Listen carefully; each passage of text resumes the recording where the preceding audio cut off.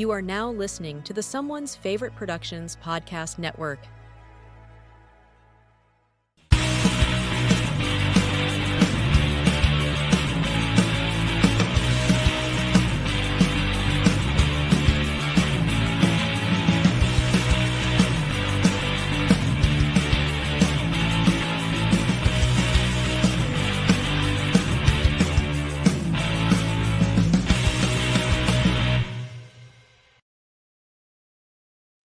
Hello, everyone, and happy Thursday. Welcome back to Reconnected here from the opposite side of the world. Tony Michas, John Matthews from the Imprint and Indicator Cast. Welcome, gentlemen. Hello. How you going, everybody? And thank you, Ryan, for letting us be a part of this episode. Always. I very much appreciate it. Thank you. Yeah, I'm very excited to be back. Thank you for having us on, and hello to everyone out there today. How is Australia this lovely Friday afternoon for you? Hot. Yeah, very warm. It's a warm one today. Well, it's 97 degrees Fahrenheit here in Sydney, so it's pretty warm. That is rough, that's for sure. Mm. Oh, hello. Yeah, it's I've got the aircon on going. It's a little humid, so yeah, thankfully indoors, which is nice. Nice. You got aircon. Lucky you, John. I've got bloody portable fan I'm using, but I know in that movie room it does get hot. I know it does. You know my movie room. It does get hot. Yeah. Indicator is not Australian Silent Mandible, but John is a massive fan of Indicator, so has been heading the podcast for years. Yeah, many years we've done that. We want to get it back on track. Some of the regulars just had personal things come up in their lives, but we will reboot it soon. So yeah, but Imprint Cast is sort of the main podcast I'm involved with now. So. Well, speaking of imprints, we got to talk about at least one of their releases before we get into so much of this. Today, rough day for all of us film fans, waking up to the sad news of one Mr. Gene Hackman passing away. And Imprint just recently put out this massive box set that Tony can share with us. Here we go. I love those film focus sets, man. They're great, aren't they? And then this set is exceptional. Hands down, very, very great set. Absolutely. And most of these are basically first time watches for me when I got the set, and then they were good. Nice. Yeah. Same here. It was discoveries of Hackman's lesser works, so that underseen. So yeah, it was an amazing, great set. Yeah. Definitely underseen. What are some favorite Hackman roles that you guys love? Well, last night I watched The Conversation, and I absolutely adore that film. It's probably my favorite Hackman film. But probably to me, the most iconic performances will always be Lex Luthor in Superman. I grew up watching it. That's what I grew up with, and I love Superman. Definitely, I love him as Lex Luthor. Yeah, same here. There's so many roles. I was going to mention The Conversation is one of my favorites, and it's good it got this treatment recently. But once again, a film very much ahead of its time with privacy and invasion of privacy. Like in the 70s, it's a science fiction, but now we're online. Everyone's seeing science fact. Science fact. And he plays a character that's one of his more darker roles, and I think it's a really, really great film. But there's so many. French Connection, Mississippi Burning, so many iconic roles, and obviously they said Superman, so just a legend of the screen. Unforgiven, go on. Yeah, there's too many. It's a big one. I know. Night Moves was mentioned in the chat. Yes. That's a huge one for me as well. One that I was talking about in our Discord earlier today is No Way Out is a fantastic one. Has been, I believe, Imprint put that one out as well. Then it was one of the earlier ones, right? The Costner flick. Oh, because I'm like, no. It wasn't Imprint. It wasn't? I know Kino did it eventually. I thought it was one of the ones that... I think it was Kino. I thought it was one that they copied from them. And then the one that I always go back to, because I don't know that anybody else could have made this film the way he made this, and it really, nowadays especially, kind of goes against type when you think of him. Royal Tenenbaums. Yes. By far an iconic film, especially for, Gene Hackman being in this just wacky ensemble and kind of stealing the show and everything that he does. Absolutely. That is definitely one of the most iconic roles he's ever done, for sure. Loose Cannon. There's one from Silent Mandible. And it was a good comeback for him as well, for a younger crowd, the Royal Tenenbaums. Like, that's for sure. Hipper film, yeah. And then, not to steal the spotlight, obviously Gene Hackman's one of the greatest actors of all time, but got to give a shout out to Michelle Trachtenberg, who sadly passed away this week as well. Euro Trip is probably the biggest film for most people, but I mean, growing up with Harriet the Spy as a kid in the 90s, watching Nickelodeon every day was a huge deal. She was a part of, huge part of Buffy the Vampire Slayer, which for many people from, I don't know, the age of 30 to 50 right now, it was probably one of your favorite shows growing up, and she was incredible. It hurts when they're, coming out and saying they're 39 years old at the day of their passing. And I don't know. I feel like there was a lot more that she could have done in her life.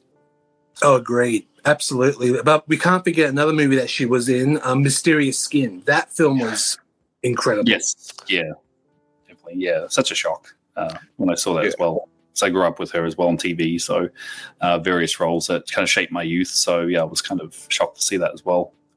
Yeah, I mean, I go back to The Adventures of Pete and Pete, where she really first got noticed, and that was a huge deal.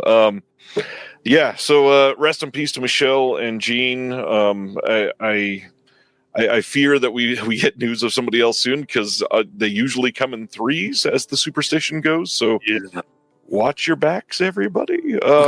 Yeah.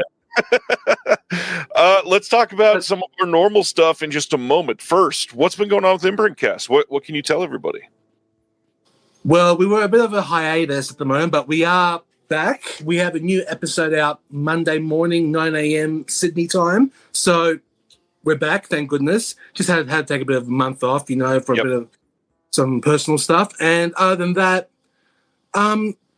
we are getting back in track. We've got some really good episodes planned for later on, and it's gonna be fun.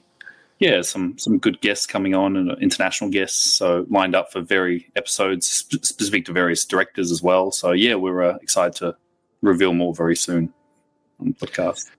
Yeah, that's a big deal.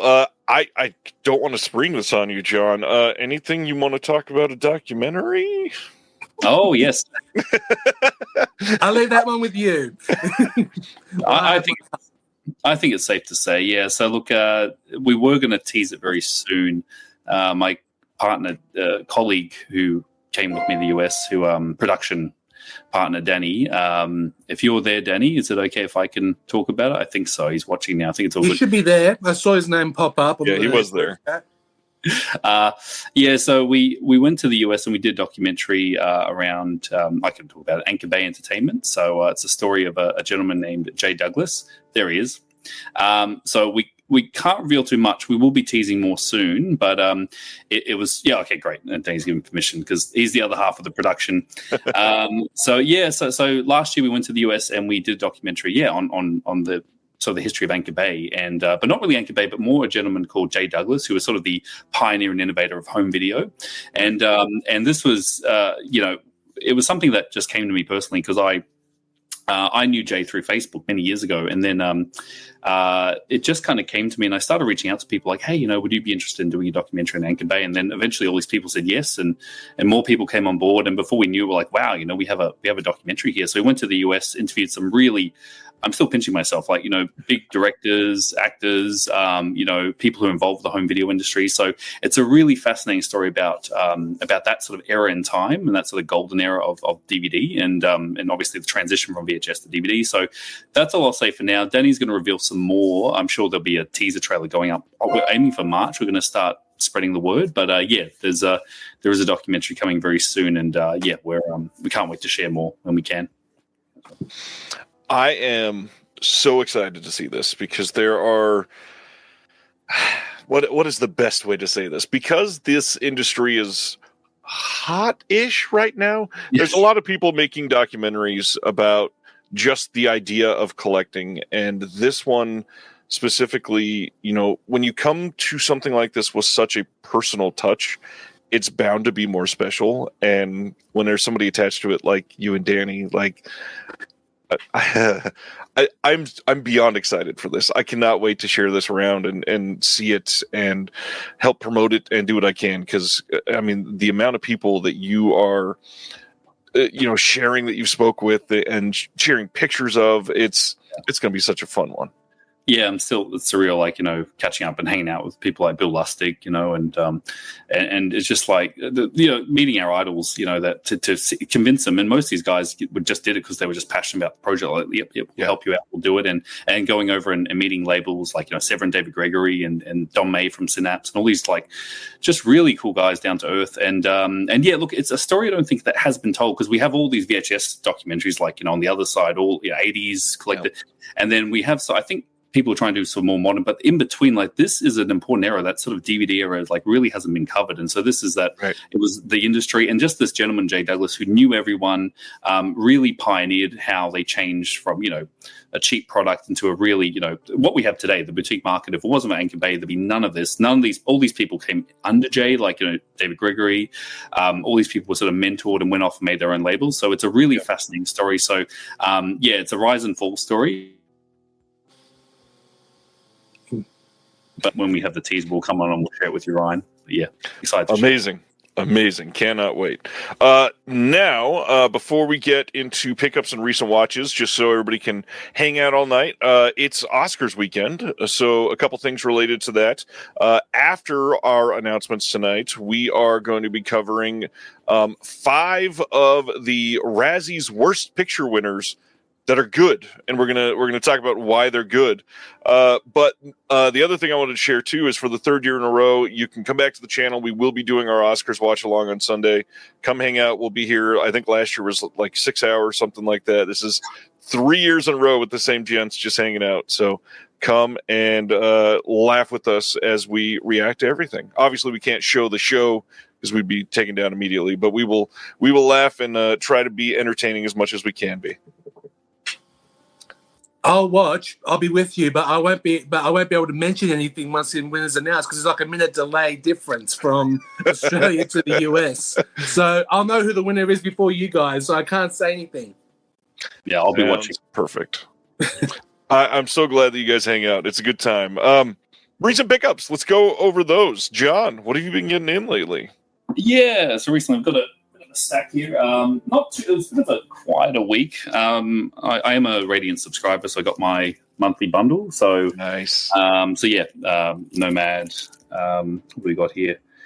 Hokudi, Proxy War, The Cat, and What Happened Was. So I just got these yesterday, so I actually just watched this last night, and I was blown away by it. A Tom Noonan film. I didn't even know that he directed films, and it's an incredible sort of stage play film about a guy coming to a dinner and sort of a date night, and it's fascinating and absorbing, and the dialogue is very, very engaging. And so just once again, Radiant's bringing incredible discoveries, films I never even heard of. So that arrived. So that was the bundle. And also, not too much, I also got some Vincent titles as well. So The Carpenter arrived. Nice.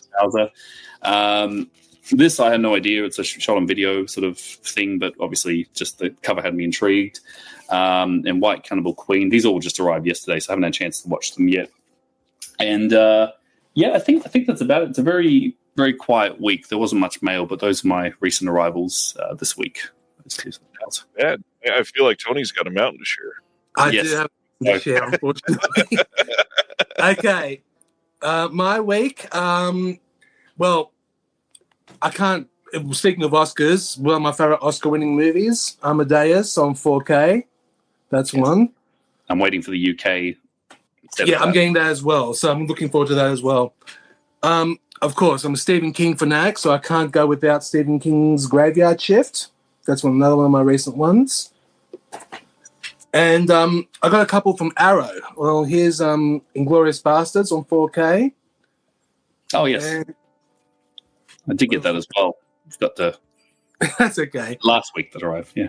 Yeah. And I got one of the best horror films I think I've seen of 2000, The Cell. Really great movie. And this just came in yesterday as well. Oh, same with Graveyard Shift. the Arrow release of Cruising. They just came in yesterday, so I'm looking forward to seeing that. I can't wait. Yeah, I need it. I can't wait to see it either. And locally, I got the local release of Heretic. Still sealed. I haven't got a chance to watch it yet. So, yeah, that's... There was no local 4K, Tony, of Heretic? No. That's only an A24 store exclusive, that one, for 4K. So, yeah. And now, it's not over yet. And, John, yours is coming. Yours is here as well. So I'll show them off now. So we got the... let me just try and lift it. We got the Imprint bundle right here. the new February bundle. It's quite a lot. So here's lipstick. These just arrived literally just under an hour ago. So perfect. So it was just perfect timing. Lipstick here. The Betsy. Yep. Woody Allen's Play It Again, Sam. One of my favorite comedies of that year. Love it. And Lifeguard with nice Sam Elliott, and I'll hold up this Lifeguard. Oh, is it this one? That's the Fun City one. Same title. The Liberation of L.B. Jones and Swashbuckler. But of course, we've got two monsters here as well. The first two seasons of Bewitched. It's huge. This is huge, but the biggest one is the complete season of I Dream of Jeannie. This weighs nearly 1.5 kilograms. It's pretty damn heavy, this one. Jeez. So that's my recent. These are my recent pickups. So, quite a lot. 1.5 kilograms for I Dream of Jeannie. For I Dream of Jeannie, yeah, literally under 1.5 kilograms. It's crazy. Good Lord. Funny enough, I've got 4 different things than all of those. Last weekend was my anniversary with my wife. We're going to talk about that in just a minute when we talk about recent watches. Yep. She heard me, I think it was 2 episodes ago, mention that I wanted Incubus on 4K, so she went and picked that up for me. Told her she had to watch it with me in Esperanto, and we'll see how that goes. I am working on a Sam Raimi thing right now, so I needed to pick up the Gift 4K that they just released from Arrow, and then rounded out the triple release from Arrow, The Last Stop in Yuma County, a recent release. This is the Fran Gallupi film that came out last year. Fran was a part of the Shelf Shock Rewind Awards that you both were a part of, so publicly, again, Thank you for doing a video for that. Our pleasure, believe me. I'm dying to see that film. And actually, I'm waiting because there is an Umbrella release coming out locally, so I'll be getting the Umbrella one. I got the Umbrella one ordered too.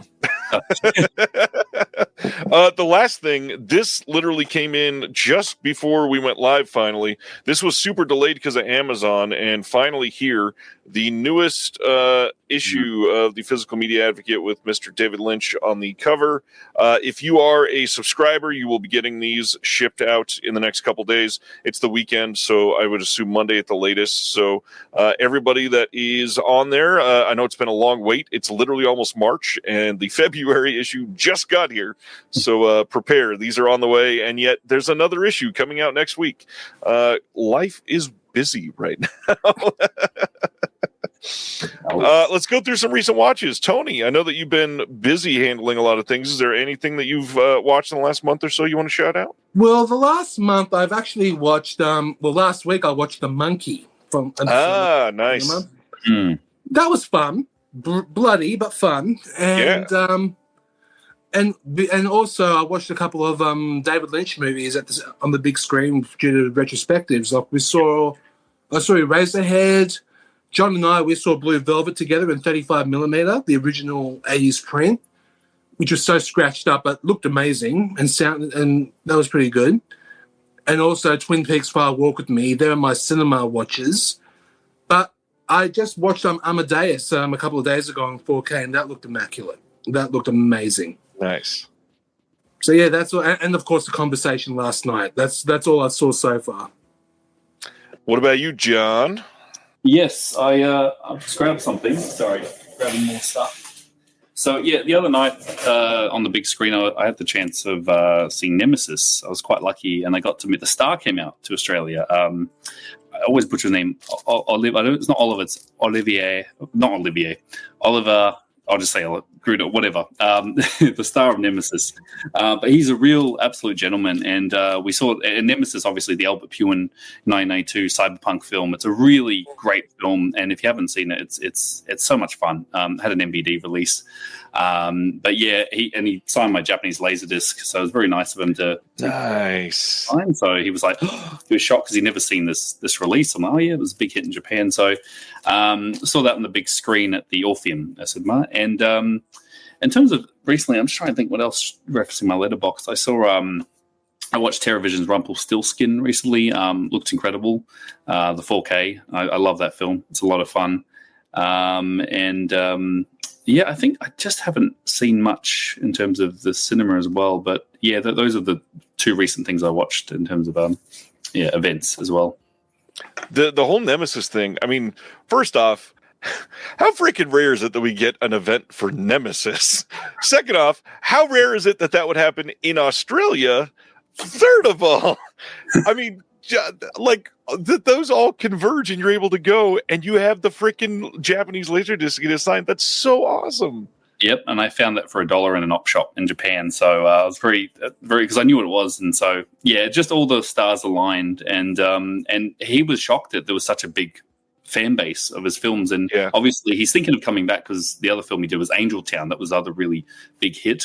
So he may be coming back, but yeah, he was just over the moon, and he was on Facebook going around Sydney and to the Blue Mountains and the beaches, and he's like, oh, I don't want to go back, because he lives in Vegas, but he's but absolute gentleman and really like awesome. We just sat down with him and chilled and chatted for like half an hour about his films and Albert Puin, and rest in peace Albert Puin, because it would have been nice if Albert made his way out as well, but he was just Albert, he said it as well, Albert just was one of those directors that never quite made it to the mainstream, but he should have, because his films are so influential. Like without Nemesis, definitely the Wachowski saw it for The Matrix. I mean, there's a lot of similarities, but it was a really fun night, so definitely had to share that as well. Albert is one that obviously got much more appreciation after he passed, but even then it's still growing. I mean, there's so many people that have just through some of these boutique releases even discovered his name, and he didn't pass all that long ago, and so in 5 years people are going to be begging for 4K releases of some of these that are barely even seen today. And he just churned out so much as well. It's the thing, and they're all but it'll be nice to see some upgrades and really nice releases of his films. I'm glad that you liked Rumpelstiltskin. It's a hell of a release. Took a lot of work.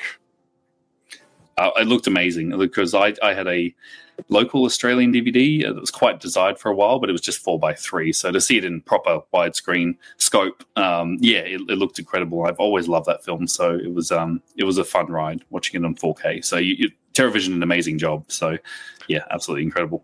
It's a silly one. Like I said, this last weekend I had my anniversary with my wife, and we just said let's do it. We don't get a lot of time away from the kids, and so Friday night we went and saw The Monkey as well. And I went and got one of those crazy AMC popcorn buckets because it looked super fun. Oh, nice. Like The Monkey, I thought it was decent. I didn't think it was groundbreaking or anything, but very, very funny, much more funny than horror. Some creative deaths that were pretty good. The real fun day was the next day. We woke up, went to lunch, and then had a triple feature in the theater. And we saw Companion, which is the brand new one from the group that put together Barbarian a couple years ago. Really fun movie. I thought it was the best version that we've seen of this particular genre, which it's still so new. I don't want to spoil this thing that's kind of obvious if you look at the poster for 12 seconds. But the second one was Hard Eyes, which seems to be divisive. A lot of people did not like it that much, but man, as somebody that truly loves rom-coms and can get lost in the silliness and the tropes of a really cheesy romantic comedy, I loved this movie so much. There is a conversation in this movie where the female character only speaks in titles of love songs. And it's just freaking brilliantly written. I didn't understand how many people were talking down on it for its writing. I thought it was really well done. I think they've got an iconic killer on their hands, and they're probably going to lead into a franchise with this one, which, Sony crushing Thanksgiving and then Hard Eyes taking over Valentine's Day. They're going to have some horror franchise they're churning out over the next couple of years, I bet. And then the last one, we went and saw Captain America Brave New World. And the MCU is still not doing well. Hopefully they get resuscitated. I really did not like this movie quite much. It is pretty bad. Just awful plot, pretty damn boring. Same old. The biggest thing, and I've talked about this before, I really wish Marvel went and made their villains small scale again. We don't need to say the whole world is going to explode at every chance there's a villain. Some things can just be one person was kidnapped and you have to save them or something. It can be very small scale. It is so awful. It was bad. And then the last thing this weekend was the Patreon watch along. We had a whole bunch of people in this weekend in the Discord, and we all watched Watermelon Woman, the Criterion release that came out a few years ago. Brilliant movie by Cheryl Dunier, which is just really innovative and just so well done. Absolutely love that movie. If you've never seen it, please go give it a watch. It's on the Criterion channel. It's on disc. It's very accessible. It deserves to be watched. Awesome. Shame about Captain America, though. My goodness. Marvel has gone down quite a bit. Yep. But Tony, you'll get it. You're a completionist, aren't you? Unfortunately, yes, I am a completionist. So I will be getting it. Yeah, because when Tony got the Marvels, I went, "Oh." John hasn't forgiven me for that. I got the Marvels on 4K. He was never forgiven me for that. What are you doing, Tony? I know. You're also a Disney completionist as well. So same with I understand. Well, the hard part is that they're raising the prices on all these so much. I mean, especially if you're going after the steelbooks, they're coming out in the MSRPs like $57. That's nuts. Yeah. And that's US for you. It's what, 110 or something like that? Probably around that. Yeah. But what's worse is, as you know, Disney have stopped selling physical media in Australia, which makes it even worse. So I have to order the standard slipcase editions from the US. That's it. I'm not going to do steelbooks. That's a bit too extreme. But that's why I said 110. Yeah. All right. Anything else you guys want to bring up before we go to announcements? I think we're good. I was going to say there's a comment there, dude. McNair about radioactive dreams. I was going to say I was going to say that's an Albert Pugh, and that it's an incredible film. And if you know the Fallout the game and Fallout the TV series, this movie was an obvious influence for it. But there's no Blu-ray. There's just a DVD he was selling on his website, which I've got many years ago. But good point. Hopefully that gets a boutique pick set up. Definitely. Yeah, I mean, it'll probably do well if it ever gets there. So I would hope somebody's looking into it. All right, announcement time. It's kind of a short week on announcements. Not a lot, although a lot went up today and yesterday thanks to 88 Films and a bunch of just random stuff showing up. So let's get into it. And we're starting with a big deal. The Last Shark is a title that people have wanted for quite some time. Here we are, coming to Blu-ray on June 6th over in the UK from Treasured Films. This is essentially the Jaws ripoff that everybody's wanted for quite some time. This will be one of their deluxe editions. It'll have a collector's booklet with a bunch of essays, including Nathaniel Thompson wrote on this, and then friend of the channel, Sam Dunkley. If you are not, go subscribe to Film Blogger Sam on YouTube. Great writer. He's an incredible film analyst. I hope people will check this out. If you go to their website and order there, you get the exclusive helicopter shark attack magnet. There's also got a reversible fold-out poster, and then extras, new audio commentary with Eugenio Ercolani and Troy Howarth, a new Great White Enzo interview with Enzo G. Castellari on this, a new interview with the actor Massimo Vanni, new Big Fishes in a Sea Full of Sharks, an interview with producer Maurizio Amati, new interview with the producer Ugo Tucci, And then Castellari Out of Action, a visual essay by Mike Foster. And then finally, a brief introduction to the Italian killer animal current, a visual essay by Eugenio Ercolani as well. Crazy good looking release for this film. Any thoughts, gentlemen? I think this is a big deal, as you said, of course, by Enzo. It reminds me of like another what's it called? Jaws 5. What's it called? Cruel Jaws. Cruel Jaws, yeah. It does remind me of that in some ways, but it does. You got to admit, any Italian-made shark film does look fun. Absolutely. I'm shocked this has got a release because I'm not sure if this is the one, but I've got the slipcover too, Jaws 5. Being Castellari, but this was infamous because I think a court blocked it, like it legally got banned from the US. Yep. I think there was some sort of because it's too similar to Jaws, and so no one ever thought this film would come out. So, however, they've worked out a deal with Universal blows my. Sorry, not Universal. The distributor, because obviously there was too much similarities with Universal.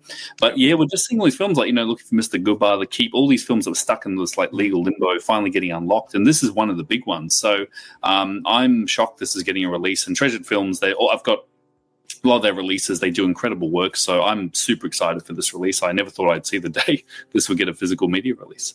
Yeah, this is pretty big. I hope it's. I don't think anything would block it now. I don't think they would announce it if there was any chance it could be. But I hope people see it. You can definitely still sell this over in the UK. It just can't be released in the US. And the funny thing, it'll still be able to be shipped here. I'm sure a couple of the retailers like Orbit Diabolic will carry it. They just can't literally release it in the States, which is rough. And it'll definitely be locked to Region B. Yep.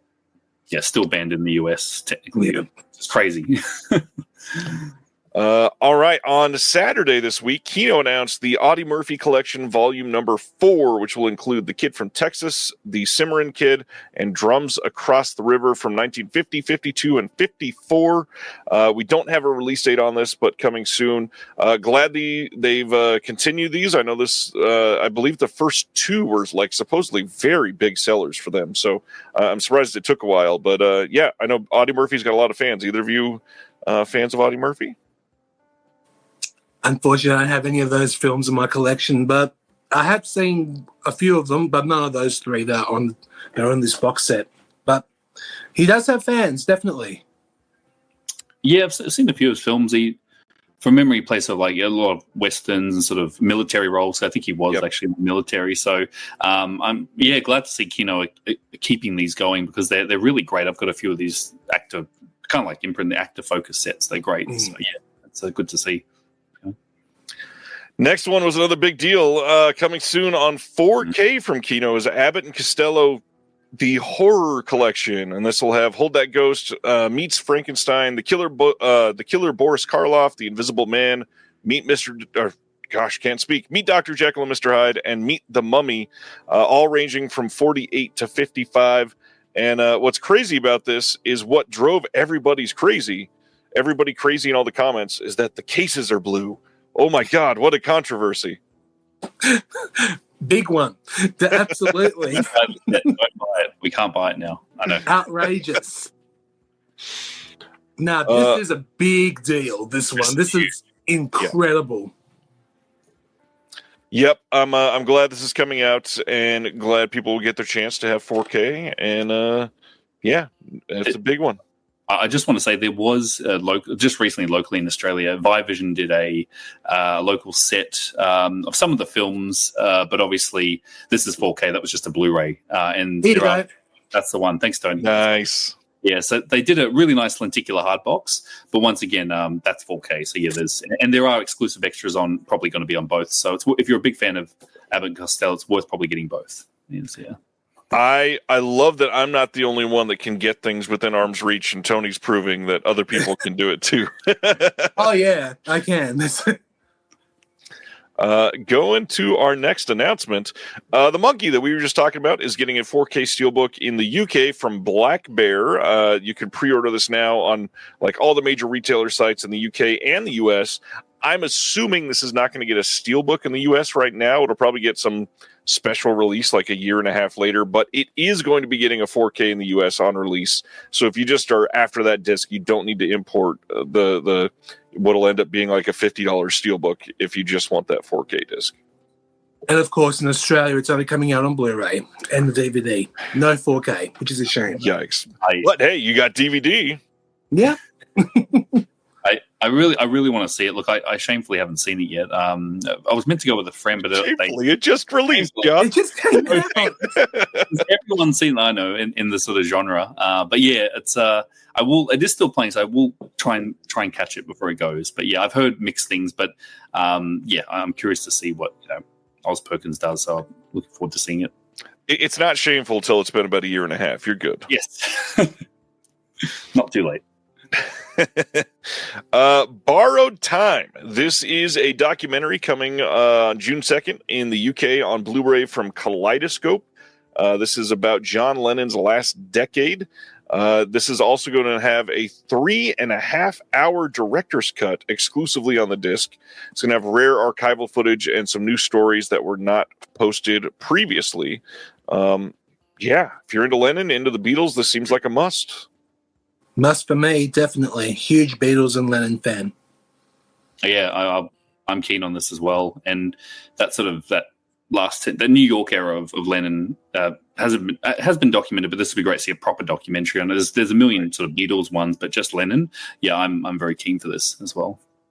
Yeah, I just hope it's well done. I've not heard much about this one. Yep. Something pretty interesting this week. Delirium, the magazine that is ran by some of the folks over at Full Moon Features, have announced that they are opening Delirium Home Video. Launching this summer, we're going to be getting Satanic Sisters, also known as Sexy Sisters from 1977, and Rolls Royce Baby. Both of these are Jess Franco titles coming to Blu-ray, totally uncut, remastered in HD from the negatives. New special features, and it will have slipcovers for everybody that goes crazy for them. Now, what's interesting, these are not like brand new to Blu-ray in the world. These are just brand new to Blu-ray in the US. I have a feeling these are likely going to be the same restorations that had come out in the UK over on that Golden Goya collection for Erwin C. Dietrich Films. He was the producer that worked with Franco during this time. And I'm sure we're going to be getting more and more of those. Full Moon, probably through this Delirium, will have probably a handful of them, at least. If they're putting 2 out this summer, I bet they've got a couple more coming. But especially Rolls Royce Baby, this is a pretty fun and exciting thing that they're putting out. Yeah, any thoughts on these two gentlemen? More Franco. They'll keep the good Dr. Dotson happy. Absolutely will. Seems to be an endless vault of films, Franco. So, yeah, I'm keen. I'm interested to see what they do because, yeah, I mean, Delirium, I mean, they're kind of connected to Full Moon. So, so yeah, there's. To be honest, when Full Moon have done releases, I have gotten them, but I usually just wait to see if there's a UK or other boutique label that do them. But not talk bad about Full Moon, but yeah, I'd be interested to see what else Delirium has coming. But yeah, very, very intrigued. So I'll see what that's going on the way. I'll talk bad about Full Moon for you. Their restorations are garbage for the most part, and what they do for features is generally pretty bad. But the fact that they're making new features for these is already exciting, and I've got the Golden Goya releases of both of these already. Why? I don't know, but they look decent enough, so I will say that they won't be terrible. And if they're better than that, that's even better. It could be a step up, starting a fresh new label, like a proper right. So maybe take a note from other labels and go on for it. So yeah, I'll be keeping an eye on this definitely. And that's the thing. What else could they put out? Obviously, there's a bunch of Franco titles that has still. I mean, there's probably like 190 that still have never been released on Blu-ray. I'm exaggerating, Will. Don't start texting me. I'm sorry. But on top of that, there's a lot of stuff attached to Full Moon, but Charles Band has had a hand in a lot of films. And then on top of that, knows a lot of people and could probably license a lot of films for this. So, when are we getting Venus and Furs? When are we getting some of these titles that people have been begging for years?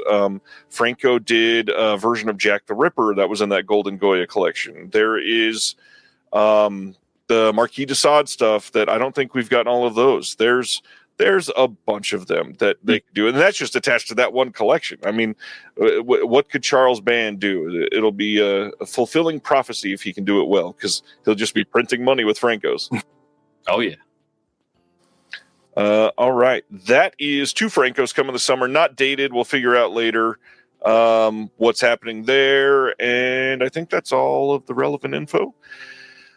Then 88 Films said, hey, we announced stuff last week, but how about 37 more titles? Nice. All of these are coming out on June 23rd in the UK. 1 or 2 of them are also coming in the US, but we'll talk about those in just a minute. This one is not necessarily a reveal. We had heard about this previously because Vinegar Syndrome, of course, announced it. So 88 Films also said, hey, what about us? Witch from Nepal is coming out. This is a Chow Yun-Fat film. I've never seen this one, but I'm sure it'll be a decent release. I'm sure it will be. It does look pretty good. John, you seen this one? Yeah. It was a double with on a mental blank. There was a Vincent double in January. It was a January title. It's bonkers. It's very fun. Very, very fun.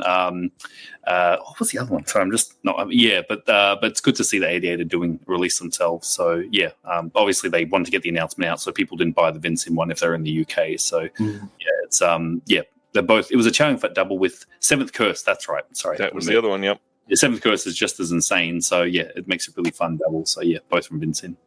Yeah, Seventh Curse I have seen. That was nuts, but it was so good. There's not really a movie out there like The Seventh Curse. Oh, no. A friend of ours, he screened at his place. This is many years ago before the Blu-ray came out. He had a copy, and he was actually living in Hong Kong at the time. He said this was marketed as a children's film, like a family film in Hong Kong. I'm like, what? Like, there's nothing really family friendly about that film. So, no way. No, I don't know that there's much family friendly about any of these movies. No, nothing at all. All right, that's our first one. Next one is Her Vengeance. Yet again, also coming out from Vinegar Syndrome. I think this is coming in March or April, so we should be hearing about this pretty soon. This is Blu-ray in the UK. And most of these we don't know extras, but when we hear more about that, we can bring it up. John, have you seen Her Vengeance? Yes, yeah, I have. It was actually a pre-Category 3 film, but it kind of set the benchmark for Cat 3. It's a revenge film, so she gets assaulted and gets back at them one by one. It's been a while since I've seen it, but it's a really good film. It kicked off the Category 3 sort of craze in Hong Kong. So I was waiting for it to come out. It's a big title, so both Vincent and 88. It's amazing to see both releases coming out, both these films. Yes, it is. They've been doing a lot of them, so it's nice to see these dueling releases. Yeah. Devil Fetus, another one coming out from Vinegar Syndrome. This is coming out in the UK on the same date. And, first of all, what a wild cover this is. I love that cover. Love it. I don't even know how to respond to this. 88 Films does pretty great with art, but that one is wild. Yeah, it's one of those things where I'm tempted to buy both releases just because of the artwork is so good on 88. And I'm sure they'll have different extras, but if you're a fan of these films, definitely. Both, yeah, Devil Fetus is another bonkers one I saw many years ago. So, yeah, I'm shocked to see these get Blu-ray upgrades. Blu-ray upgrades from 2 competing territories, 2 competing companies, both putting a lot of love into it. That is an insane time for physical media. Yeah, we're moving. Yeah, from VCD to new restorations on Blu-ray. So yeah, it's a big jump. It's amazing. All right, going to our next one, The Black Torment. This is from 1964, coming on Blu-ray and DVD. If you're super into the DVD side of 88 Films, they don't do a lot of DVDs anymore, but this is getting it. This is from the producer Tony Tenter, who did Witchfinder General and The Blood on Satan's Claw. Good looking cover on this one, but yeah, this is another one that I've not seen. Looks very British. It does look very British. I haven't seen it either, but I would love to get these ones because some of these 88 films, British films, they from Tygon and the other stuff they released, incredible stuff they released. Definitely. I don't think I got any of those Tygon releases, and I am partially regretting it. Oh, I haven't got a lot either. I've only got Witchfinder General, Blood from Satan's Claw, both on 4K, and that other Blood Beast. Yeah, there's a few. Yeah, quite a few. Yeah, loved the art on those Tygon releases too. Oh yeah, that's great. No, I haven't seen this either. But once again, they're really putting a spotlight on sort of, I guess, British studios at the time that pumped out sort of genre stuff. So it's great to see another line like that as well. They all line up very nicely on the shelf. So I haven't seen either, but yeah, very British, but very keen to check this one out too. Yes. I love that we say that when you don't know if it's a compliment or an insult. It's just very British. Very British. All right. Next up is Species. This is coming on 4K and Blu-ray over there. No word on the extras, but this art. I've seen the opposite ends of both spectrums. Some people saying this is the best art of the year, and other people saying this alone will make me never buy this release because this is awful art. Where do you guys sit on that aisle? John, you go first. I'm kind of in the middle. I don't mind it. I think it's. I'm just gonna have another look. Yeah, when it was kind of when it popped up, I was like, oh. But the more I look at it, the more. You needed another look, John. Yeah, exactly. It's true. I mean, it's true. The film. Yeah, I don't know. I'm kind of in the middle. I don't hate it, but yeah, it's at least they did something custom. I'm sure we can flip the poster on the others in the slick, but yeah. It's it's okay. It's okay. You can also flip the slipcover and just have it be white, but nobody can. Yeah, exactly. You don't need What about you, Tony? How do you feel?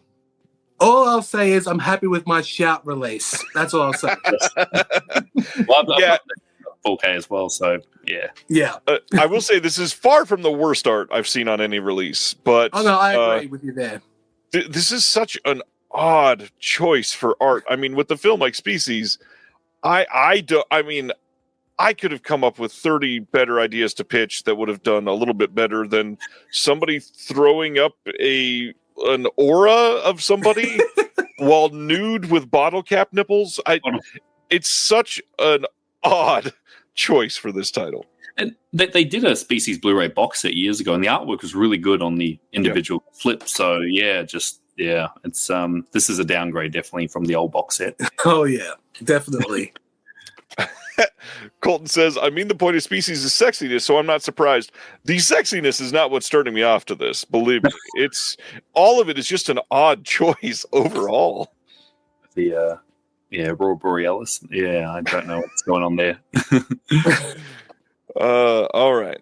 Let's go to our next one. Next is 7 Deaths in the Cat's Eye. This is a giallo film from 1973 with Jane Birkin, and is a great movie. This had I believe, Twilight Time release a handful of years ago. Pretty hard to find nowadays, so this will be nice. And this is coming in one of their deluxe box sets that would look like the Eyeball one that they just released. But this is coming out on Blu-ray, not 4K. So it is going to be solid looking release. I certainly like the art on this one. I love that they've got very different moods for their different lines that they do.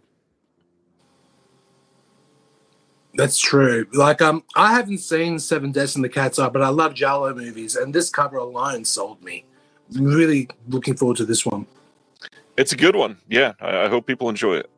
I haven't seen it either, but I'll be picking it up because they've got me. I mean, since day one, I've been collecting their Italian lines, so they're spine. They actually are spine numbered. If you on the slipcover, you take it out, it's still got the spine. So I've kept the collection going, so I'll definitely be getting it. So yeah, but they're all solid releases in that Italian collection. They're all great films. So. Speaking of being a completionist, and the other thing I've failed to mention it, but this is directed by Antonio Margheriti, who is great at what he does, and this one is no exception.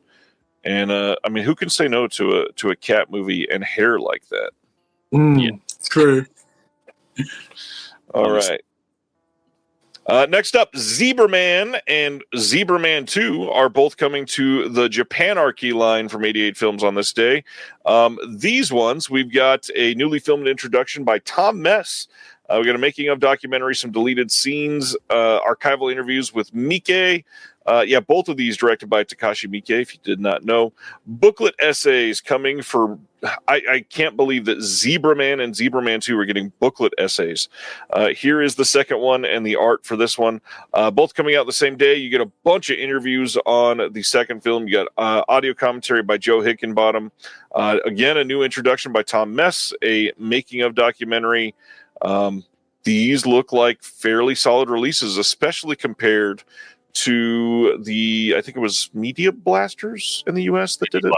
Yeah, and that wasn't a good release. I have never seen either of the Zebra Man films. It sounds like John may have. Yeah, they're great. They're really fun. The first one in particular, it's just superhero parody of type, and it's really, really fun. A lot of over the top villains, almost like a real life comic book. And it's once again they're quite tame, like they're PG-13 type films. They're not really extreme Miike type films, right. So very comical and fun. Zebra Man 2, not so much, not as good. There's a zebra woman in it, his sort of sidekick. But yeah, the first one I highly recommend. It's a lot of fun if you're a Miike fan, but I'm shocked that they've gone to the efforts of because I thought they would maybe do a set, maybe both of them, but they've split them up. But I'll be getting rid of my Media Blasters. It was an old, the encoding wasn't great, and there wasn't many extras. So this looks like a nice upgrade on both of them. Media Blasters is great at what they do. Usually they're rescuing titles, but not a lot of love. We'll say the rescue is the important part there. Yes, exactly, and not to speak badly, but obviously they announced the 4K of Pinocchio 964, but 88's doing a Blu-ray. So their Fudo encode, I got their 4K, wasn't the best, the 4K. So sometimes an 88 Blu-ray with a good encode can look better than a 4K. Yep. So just putting it out there. So yeah, we'll see. Have you seen these ones, Tony? No, I haven't. Me neither. They're fun. Gate of Flesh is the next one, also coming to the Japanarchy line. This one is also coming to the US and Canada on June 24th, so you can get it on Region A or Region B. This one is from 1988. It is Hideo Gosha film. There was some confusion on the day that this was announced because Gate of Flesh is a title that has been used, I think, 3 or 4 times, and the copy that was associated with it online was associated with the one from the 70s. And not that one. This is the Hideo Gosha one. I don't know much about this, but the synopsis sounds decent. It says, in the shell-shocked, rubble-strewn wasteland of post-war Tokyo during the Allied occupation, a group of prostitutes band together to form a makeshift guild with the aim of pooling their resources to build a dance hall called Paradise.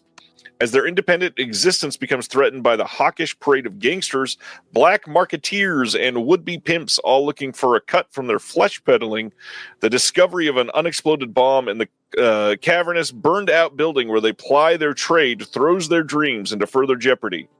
Hideo Gosha brings a fresh eye to this oft-filmed story by Tajiro Tamura, best known from its 1964 adaptation by Seijun Suzuki, resulting in a powerful and compelling drama making its home premiere for the very first time outside of Japan, courtesy of 88 Films. This has an HD Blu-ray presentation. We got the original mono audio with new English subtitles, audio commentary by Amber T. and Jasper Sharp, newly filmed introduction by Earl Jackson, an exclusive interview with Toei tattoo artist Seiji Maori. That's pretty cool. We got a Stills Gallery trailer teaser to booklet essays by Robin Gatto and Irene Gonzalez Lopez. Work on the art was done by Alon Sheedy, who is also a part of the award show this year. This looks like a hell of a release. This film does sound pretty good. I'm actually looking forward to this one. Yeah, I've seen the Suzuki one, the 1960s version, which is actually in the Criterion Collection. The original is a really good film. It's actually a bit of a masterpiece, and it's actually quite bonkers. The original film has got everything S&M and prostitutes, pimps, everything. So the original is really wild. But I've never seen this 80s version, so I'm intrigued because it's from a really masterful Japanese director too. So I knew of it, but never seen the 80s version. So yeah, very happy that this is getting a release. So we'll go nicely with the 1960s version. Hopefully that gets a upgrade as well from someone. Yep. I love what Sibner just wrote. Take that, MCU. Aaron says, I'm still confused about this. It's a remake of the Suzuki. Kind of. It's got the same source material. It's not quite a remake of the Suzuki. It's more of telling the same story. Yes. Semantics, I guess. Kind of a remake. Yeah. and they're both, I think, this is a Toei film. Okay, gotcha. Because the original was with Nikatsu, I think. So, all right. So, just a different adaptation. I'm intrigued, very intrigued. Let's see what they do with it. Yeah. We shall see. Then, Operation Condor, or The Armor of God 2, getting a deluxe 4K box release from them in the UK on June 23rd. You can also get this on Blu-ray. Extras to be announced on this one, but there will be plenty of new ones, I'm sure. This will go well with their other releases, and I've had a lot of people ask, no, Armor of God 1 has not had a 4K upgrade like this yet. This odd choice, but it's just coming out of order. I can almost guarantee, unless there's some random elements issue, which I don't think there is, Armor of God will probably get a 4K release in the next, we'll say, 18 months is my guess. No doubt. Yeah, I've got the original 88 Armor of God, and it was a really nice deluxe hard box, limited one, so no doubt they'll update it, but yeah, very happy to see the sequel get a 4K. So really fun films from Jackie Chan. Yeah, I can't say much about this one, unfortunately. I haven't seen it, but it does look interesting, I gotta say. Sure does, and it's a Jackie directed one, which is if you are into the ones that he directs, usually they feel pretty personal. So this should be a good release. Then, the title that has been released in the last couple of years already, Come Drink With Me from 1966, getting a 4K release from 88 over in the UK. Extras to be announced on this one, but directed by King Hu. This is a big one. This will likely look beautiful on 4K. I can't remember if I ended up getting, I think I got the Blu-ray. So I probably do not need this, but I definitely want somebody close to me to buy it so I can go watch the disc. Yeah. I'm curious about the upgrade because I've got the old 88 Blu-ray, and then Arrow US did a release. I bought that too because I love this film. I adore it. It's one of the great Shaw Brothers films. And then the 4K. So unless it's a major upgrade, I'm quite happy with both those editions, those Blu-rays. But we'll see. Yeah, but what if they look pretty good already? Yeah. But what if the extras are different? Are you gonna get it then? Maybe, yes. If they do, we'll see. Yeah, if they do like a nice sort of real hard box, like full out treatment, then because it's a film that deserves it. It's one of the classics. Yeah. Thanks for offering to buy it, KB. And you can pretty much guarantee that it'll have new extras.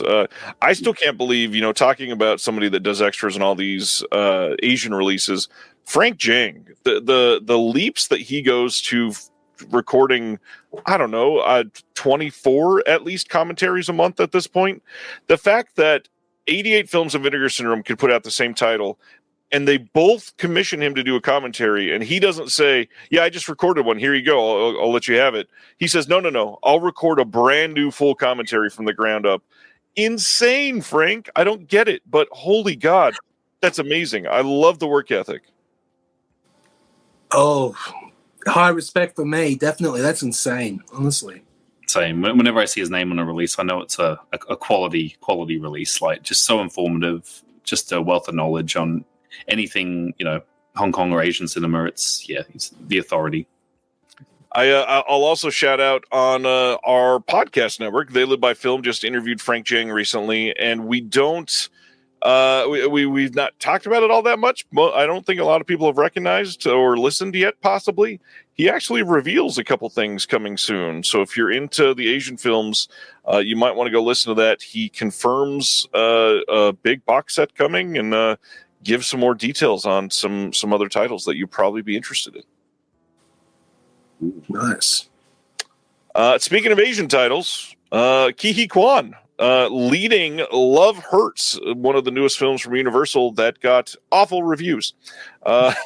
This is coming on 4K, Blu-ray, and DVD on April 1st.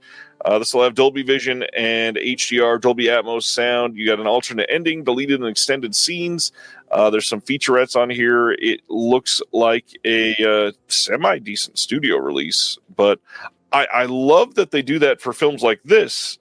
But then films that do really, really well, they just say, no, we're going to put it out on Blu-ray, and you can be happy with that. And then in 9 months, we'll give you a 4K with one bonus feature. Well, it's definitely an April Fool's joke for sure for that one. But this film has never been. This film apparently got panned so bad in the US, it won't get released in Australia theatrically. Not coming out here, yeah. But it is coming out. It is coming out, I believe, sometime in mid-April on 4K and Blu-ray locally. Yeah, when movies get panned so miserably in the US, Australia won't release it. They never do, theatrically anyway. Yeah, no. So we obviously haven't seen it because we didn't have a chance. Maybe thankfully we didn't have a chance. we rescued you. Yeah. Kino has announced that they are putting out Ramona from 1928 in conjunction with the Library of Congress on May 13th. This is coming on Blu-ray, and we'll have an audio commentary by Anthony Slide, a film historian. Love the work they do with the Library of Congress. We'll be talking about that in just a little bit, in quite a bit of detail. But yeah, this looks like a solid release. Glad this is happening. Does look solid. It looks pretty good. I haven't seen this one. Have you seen this one, John? No, I haven't. But more sort of golden age sort of films from this era. Kino Classics doing great jobs, and Eureka as well, sort of specialized in this film. Yeah. So yeah, I'm intrigued. Definitely am. I don't from that last title to this, and I don't know what to make of this cover. We're just going to spend the next 12 minutes dissecting every millimeter of this to find out what type of film this is before we look at the synopsis. Like, I thought this was kind of funny, normal up here, and then you get to the bottom, and there's a field of farm animals.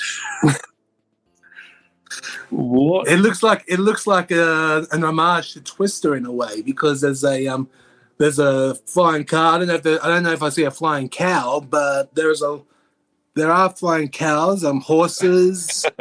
Good Lord. What and a black am I looking at? Stone. Don't know what. And someone and a gentleman with a black head mask with probably one of the most unique smiles I've ever seen. I don't know. Oh man. Oh, all the comments coming in are really great. And all that, we haven't even said the title yet. So coming on May 6th on Blu-ray from Kino is The Empire from 2025. This is from Bruno Dumont, who I have no idea who Bruno Dumont is, but he is from France, I think, featuring wonderfully bizarre performances from French stars like never mind. I said I'm not going to read all those names because I will butcher them. I'm sure they're very fine actors. Very fine actors. Yes, that is Timu Mila Jovovich for sure. Timu Mila Jovovich. I love that one. I don't know what to think. I don't know. Being French, maybe it's like a homage to Luc Besson sci-fi movies. I don't know. Looks yes. That it looks a little moving along. Old rap, Chinese pen and pixel hip hop albums, just with random stuff on it. Yeah. So the next one, May 20th, Neon is putting out Presents on 4K and Blu-ray here in the U.S. This is the brand new Steven Soderbergh film that got really great reviews, but did not make a lot of money, primarily because I don't know that anybody knew this was in the theater. Yeah, this film was promoted heavily here in Australia, at least. I know a lot of our friends have seen it and they highly recommend it. I didn't get a chance to see it, unfortunately, but because when we saw Blue Velvet, they preview this. Sorry, there was a trailer beforehand, but I didn't see any showings for me locally. I think it was maybe just select theaters were playing it in Sydney. But yeah, I really want to see it because I've heard great things as well. Yeah, I've heard it's great, and I love Soderbergh, so I'm very curious about checking this out. I'm also very surprised. Well, actually, I shouldn't be, because Soderbergh is a quick, prolific filmmaker. His new film comes out, I think, in a couple of weeks. Yep. in middle of within March. 2 months. Within 2 months, he released Presence, and I think the other one's Black Eyes. Something like that, yeah. Yeah, that and as well as same writer as well, David Koepp. So yeah, that's 2 months apart, 2 different movies. Interesting. He's a machine. Oh, he is. So Colton says, I heard differing opinions on this one. It seems like if you go in hoping for horror, it won't hit for you. Huh. Well, yeah, like the last Soderbergh horror film, Unsane, that was good. That one I liked. Unsane was good. But this one, I don't know. From the trailer, it shows that the whole movie is shot from the point of view of the ghost, and that does seem like an intriguing presence. Intriguing premise, but yeah, for a present. Was Unsane shot on a phone? Is that the one? It was. Yeah, it was. Yeah, so Unsane was shot on the phone. Yeah, so he's always been innovative in just sort of the technologies he has access to, or like various different formats. And based on the trailer, looked like a sort of a more technical style film, just from the point of view. So I was really intrigued, but I just didn't see any local listings for it. Yeah, not to mention he is retired from filmmaking twice already. Yeah. I think. And all that to lead up to Give Me Kimmy on physical media. Damn it, it's a masterpiece. Yes. Yep, was the release. May 27th, Cult Epics is releasing One People from 1976. This is a Pim de la Parra film that is really, really great, supposedly. This is the last Scorpio film. This has a brand new 2K restoration. You got an audio commentary by the film historian Lex Vierkamp and Bodil de la Parra. You got an introduction from Pim de la Parra from 2020, a making of an interview bonus short film from 1965, some trailers, new artwork, which this is really great art. I love this. Does look good. Yeah, I haven't seen this one, but does look interesting. Yeah, I haven't seen it either, but just going back to when I was doing the documentary, I actually spoke to Nico from Cult Epics, because Nico actually gave me some information, was really helpful for the documentary. But then we got on the phone call. We went spoke for about 2 hours, and he was talking about Dutch films, and because obviously he knows a lot of films, like because he grew up obviously being Dutch, and so this is actually a Dutch co-production. So whenever Cult Epics announce something, it's always intriguing because I've never heard of it. But he's bringing all these films that he saw, obviously sort of Dutch films across. So I'll definitely be grabbing, because Cult Epics, they tend to release really hidden gems. So I'll be grabbing this title. So. I love that you say that about talking to Nico and getting him on Dutch films, and he'll talk forever. Literally, I don't know, 2.5 hours ago, just spoke with him on the phone. Nice.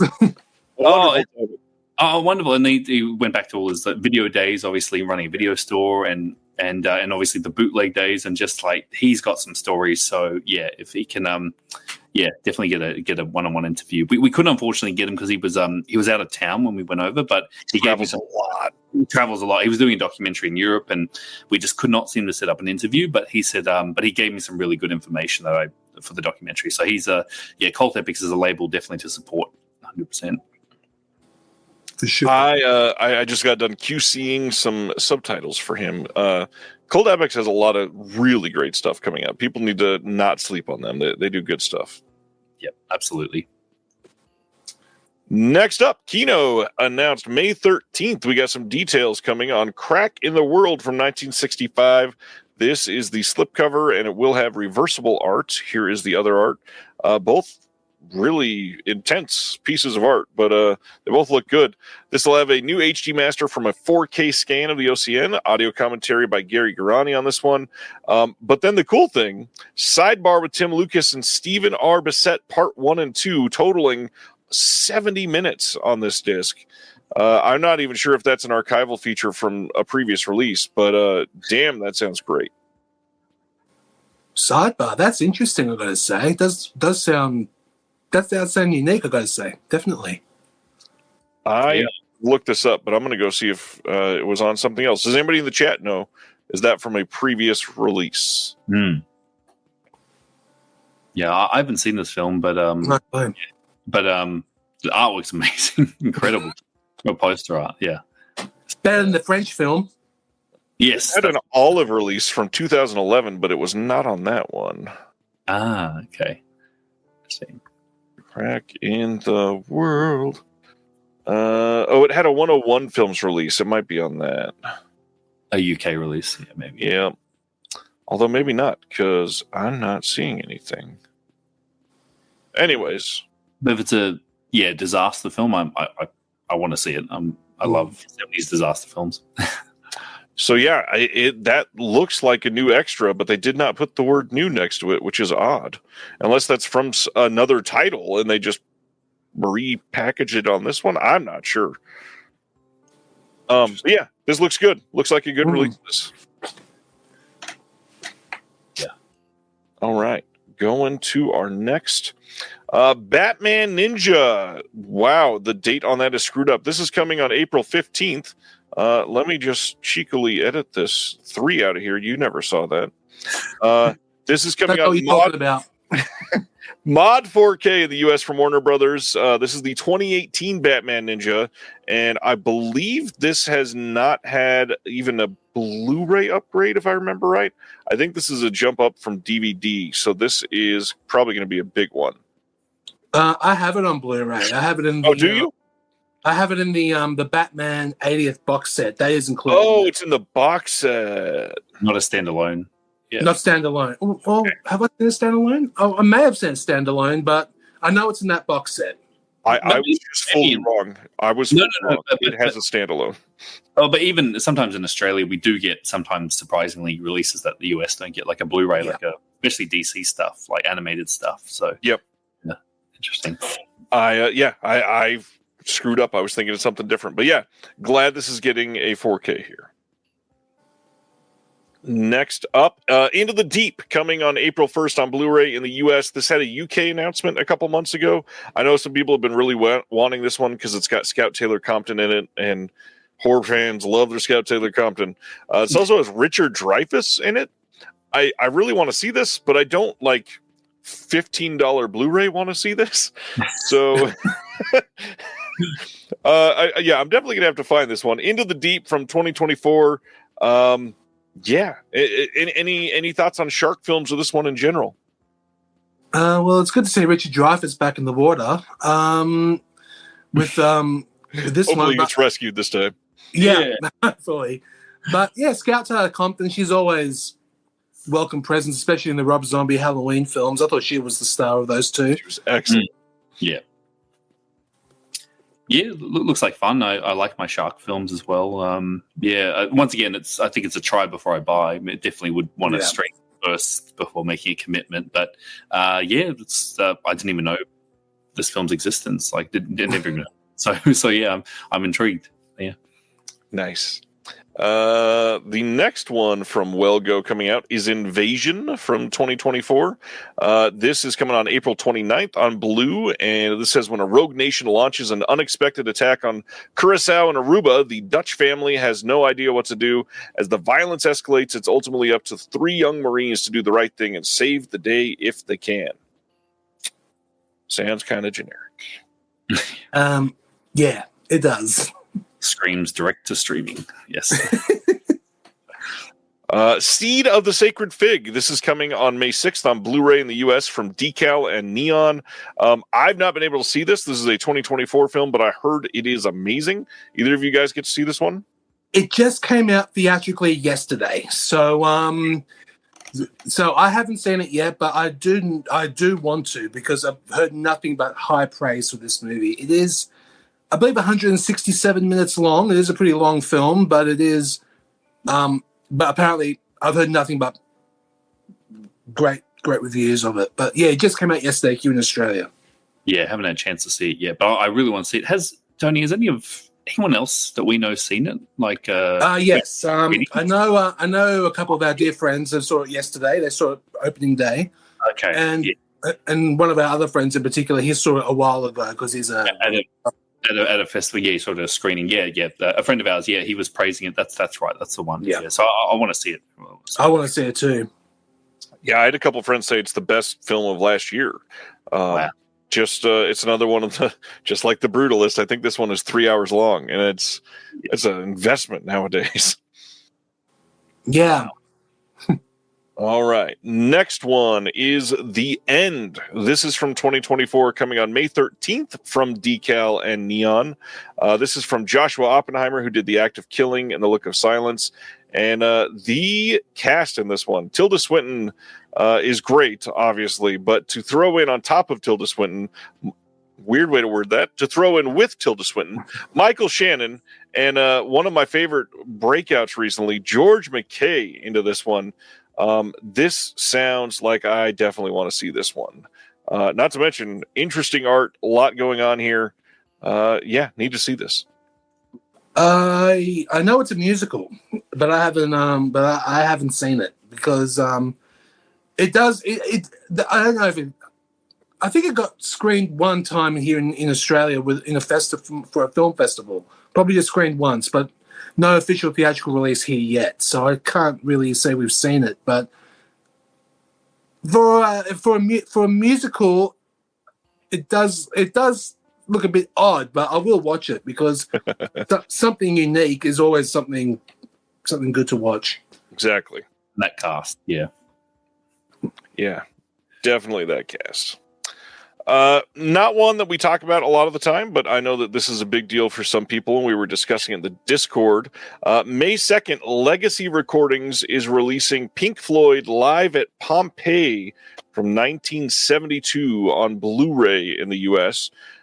This is going to come with enhanced audio, newly mixed by Stephen Wilson. Says set in the hauntingly beautiful ruins of the ancient Roman amphitheater in Pompeii, Italy. This unique film captures Pink Floyd performing an intimate concert with additional rare behind-the-scenes footage of the band beginning work on The Dark Side of the Moon at Abbey Road Studios. That's a big deal. Huge deal. I've got the DVD of the Pompeii concert, and it's impressive. It's as a Pink Floyd fan, it's a definite must and especially with this Blu-ray release coming soon. And I believe the soundtrack will be released on CD as well, so that'll be really good to get. I believe so. Yep. Music Box Films, who there's not been a formal announcement, but I don't think they're putting anything out through OCN anymore. It's been literally like a year and a half, if not longer, since their last one. They are putting out Good Bad Things from 2024 on Blu-ray in the US on April 8th. And this is done through Rami Youssef's production company, I believe. So I've heard that this is decent. I know a couple people have seen it, but not had a chance myself. Any thoughts on this one? Same with you. I haven't seen it, but I don't know much about this one, to be honest. But I'll give it a go once it's released. Definitely.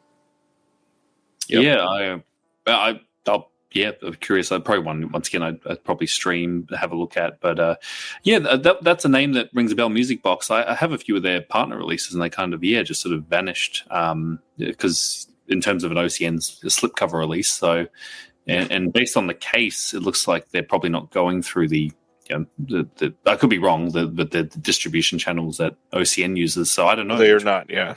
Yeah, they've obviously broken off. Yeah, so but yeah, they released some pretty good films in doco. So I'd give it a chance. Definitely would. Yeah. All leading to Mayfair Witches Season 2 coming to Blu-ray in the U.S. on April 29th from RLJE, starring Alexandra Daddario. This one will have a couple featurettes, including a panel at Comic-Con. I have not watched this one. But I've heard that it's surprisingly decent. Have you either seen this? I've read the books and seen season 1, and I got to tell you, surprisingly decent is the right word. It is really good. I really enjoyed this one. But season 2, I have not seen any episodes as yet. No, I haven't seen it. Yeah, I haven't. But if it's, but once again, I have heard good things. So maybe once it finishes, I might binge it and give it a go. Yeah. All right. Talked about the Library of Congress earlier. I've got 2 more things to talk about them. This is the first one. New interview up on my channel today, which is the first one in a very long time. This was recorded in December and has been waiting to get approved, and through all the channels, dealing with the government, it is a long process, and finally got approved this morning. So got it out as soon as I possibly could. And I'm not one to brag about the stuff that I do or anything. And I do want to say primarily about this. If you have never watched an interview on my channel or like them or don't like them or whatever, I think this is the most important one I've ever released. And I say that wholeheartedly, meaning that this conversation is with George Williman at the Library of Congress, who is the nitrate film vault leader and has worked there for literally decades. And his amount of knowledge on nitrate and film history and the archival process is unheralded. It's crazy how much you can just bring up one thing and he will go off for 10 minutes and give the most, crazy tiny details just from his mind. And I'm really proud of the way that we focused on supporting things that are really important right now. And just going to be completely blunt here, in a world where the political process is cutting just the worst of things, art is usually one of the first things to go. And obviously, the Library of Congress has an investment from Congress because that's literally supposed to be their resources.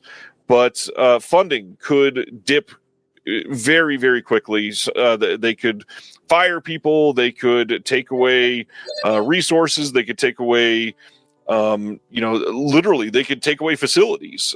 There is so much that goes into this. And I really hope that people see this as not quite an exhaustive view, but a pretty exhaustive view of everything that they do. And really just wanted to say this is a very important conversation that I hope people give some moments to. Oh, I got to watch that interview soon. I was prepping for today's episode, so I didn't get a chance to watch it yet. But anything to do with film history and restoration, it's important for any film lover, physical media collector. Can't wait to see this. This looks really good. Yeah, I once again I saw it come up and I really want to watch it. So probably when we're finished, I'll watch it this evening. Do apologize. That was my doorbell. Sorry, there's a courier, probably with an Amazon package. So sorry. More Blu-rays. More pickups. More pickups. Sorry. So I just had to answer the door. But this is very important. And I was going to say, in Australia, we have a very similar sort of archive, the National Film and Sound Archive in Canberra. And is that what they call, Tony? I think Yeah. Yes, and they do a very similar thing. They archive and preserve all the Australian films and all, basically keep it in there. But once again, they're relying on government funding. And I've heard from some friends as well that it can be up and down with them. And obviously their job is to protect Australian films. So I think it's very important what they do. And obviously they're in the arts as well. So I'm very excited to have a listen to this because it's a very important topic. Absolutely. Well, and funny enough, not just, hey, you're Australian, you should care about this, but there is one very specific, very interesting story that happens that involves the archive in Australia, where they work together on one project, and he shouts it out, and it's a pretty big deal. So yes, Australia gets quite a hefty shout out in this. Good. Next up, not normal title from Kino, but it sounds okay. May 13th, they're releasing a Blu-ray of Las Tres Sisters from 2025. This says, facing the realities of life's ups and downs, three sisters reunite after years of estrangement to complete their beloved grandmother's pilgrimage through rural Mexico. When Maria, the eldest, discovers a health issue, she cooks up a plan to bring her sisters, Lucia and Sofia, along with her in the search for a miracle. With an old map, no hiking experience in their lives unraveling around them, the sisters encounter hilarious and touching experiences on the Camino until kin A local with a mysterious past interrupts their road to the end of the trail. It definitely doesn't sound like a Kino title, does it? But nope. All right, going to our next one. Live Like a Cop, Die Like a Man is getting another release from Raro Video here in the U.S. This is from 1976 and had been released in, I think it was 2020-ish. And this was one of like the later titles to come out straight from Raro in one of their side-loading slipcases. It doesn't sound like this has an updated restoration on here. It's got an audio commentary by Rachel Nisbet and an archival documentary with some TV spots. I think all of that was on the previous release. The commentary might be new, but either way, this movie is goddamn incredible. I don't know if either of you two have seen this, but this is a Ruggero Deodato film that is monumental. This thing makes like Dirty Harry look like a cheap film, basically. This movie is incredible. John, sounds like you might have seen this one. Yeah, I've seen. I love it. It's a real good introduction to the Polizioteschi films. If you want to get into it, this is like a staple. It's just so much fun. It's the action, the stunt work, the violence as well. I've got the 88 films release of this in the UK, and I'm quite happy with that. But yeah, I recommend it. It's one of the staples of the Polizioteschi's. It's amazing. Nice. I got to borrow it off you, John. This does sound pretty damn good. Yeah, absolutely. Yeah, and because I got confused. It didn't get a Raro UK through Radiance. It was 88 that did it. Yeah. But you never know. They could release it there as well because it is out of print, the UK one. That makes sense. Yeah. Then what's funny is this release actually gets a shout out in my interview. It was supposed to be an exclusive 2 months ago, but now announced on the same day that my interview got released. The Library of Congress worked with Kino to put out Wonder Dogs, Canine Stars of the Silent Era. This is films ranging from 1898 to 1928. And it says, while Rin Tin Tin may be credited as Hollywood's first animal superstar, there was in fact a whole pack of canine performers bounding onto the screen before and after his debut. This special 2-disc collection, presented in cooperation with the Library of Congress, celebrates cinema's lesser-known dog stars with their most memorable features, shorts, and newsreel appearances. Wonder Dogs demonstrates their comedy chops opposite slapstick legends Charlie Chase, Roscoe Arbuckle, Mabel Normand, and the notorious Dippy Doodads. But it was in rugged outdoor adventures that dog stars were truly born. Films dated as early as 1898 offer satisfying, simple glimpses of dogs at play, anticipating the adorable animal videos that would become social media phenomena more than a century later. This has multiple audio commentaries by Anthony Slide, interviews with Leanne Schweighofer and George Willeman. This is going to have an interview with the composer Andrew Earl Simpson on here as well, and we talk about that in the interview. So this makes a perfect companion to that. That does look good, I got to say. I believe a while back, Warner Archive released a DVD set called Dogville, I believe, that had something to do with dogs as well. But yep. Yeah, this one does look pretty. This one looks really good, especially from 1898 to 1928. That's definitely historic. Must give that a go. Yeah, yep. I'm a dog person, so I've been keen to pick this up, especially with the amount of extras and context on it as well. So the importance of actor dogs from the era. So it sounds like a wonderful set, like a very magnificent little set of shorts and vignettes. So I'm intrigued. So this was the last announcement, but with all of the Inspector Rex comments coming in, I have to ask, since you are the first Aussies on here since that announcement, was that huge? Have you guys seen Inspector Rex? Do you know the show? The foreign show. I think it's UK, right? Or Canada? No, I thought it was because it did play in Australian SBS. Is that right, Tony? SBS, yeah, that's right. I used to watch it, but I thought it was foreign. Like I thought it was. I could be mistaken though. I thought it was a foreign language show as well, like German or something. Or yes, I could be completely wrong. So it says beloved in Australia. It was huge. It was Inspector Rex. Oh, it's Austria. That's what. Oh, Austria. Yeah. Austria. Yes. It says originated in Austria, but beloved in Australia.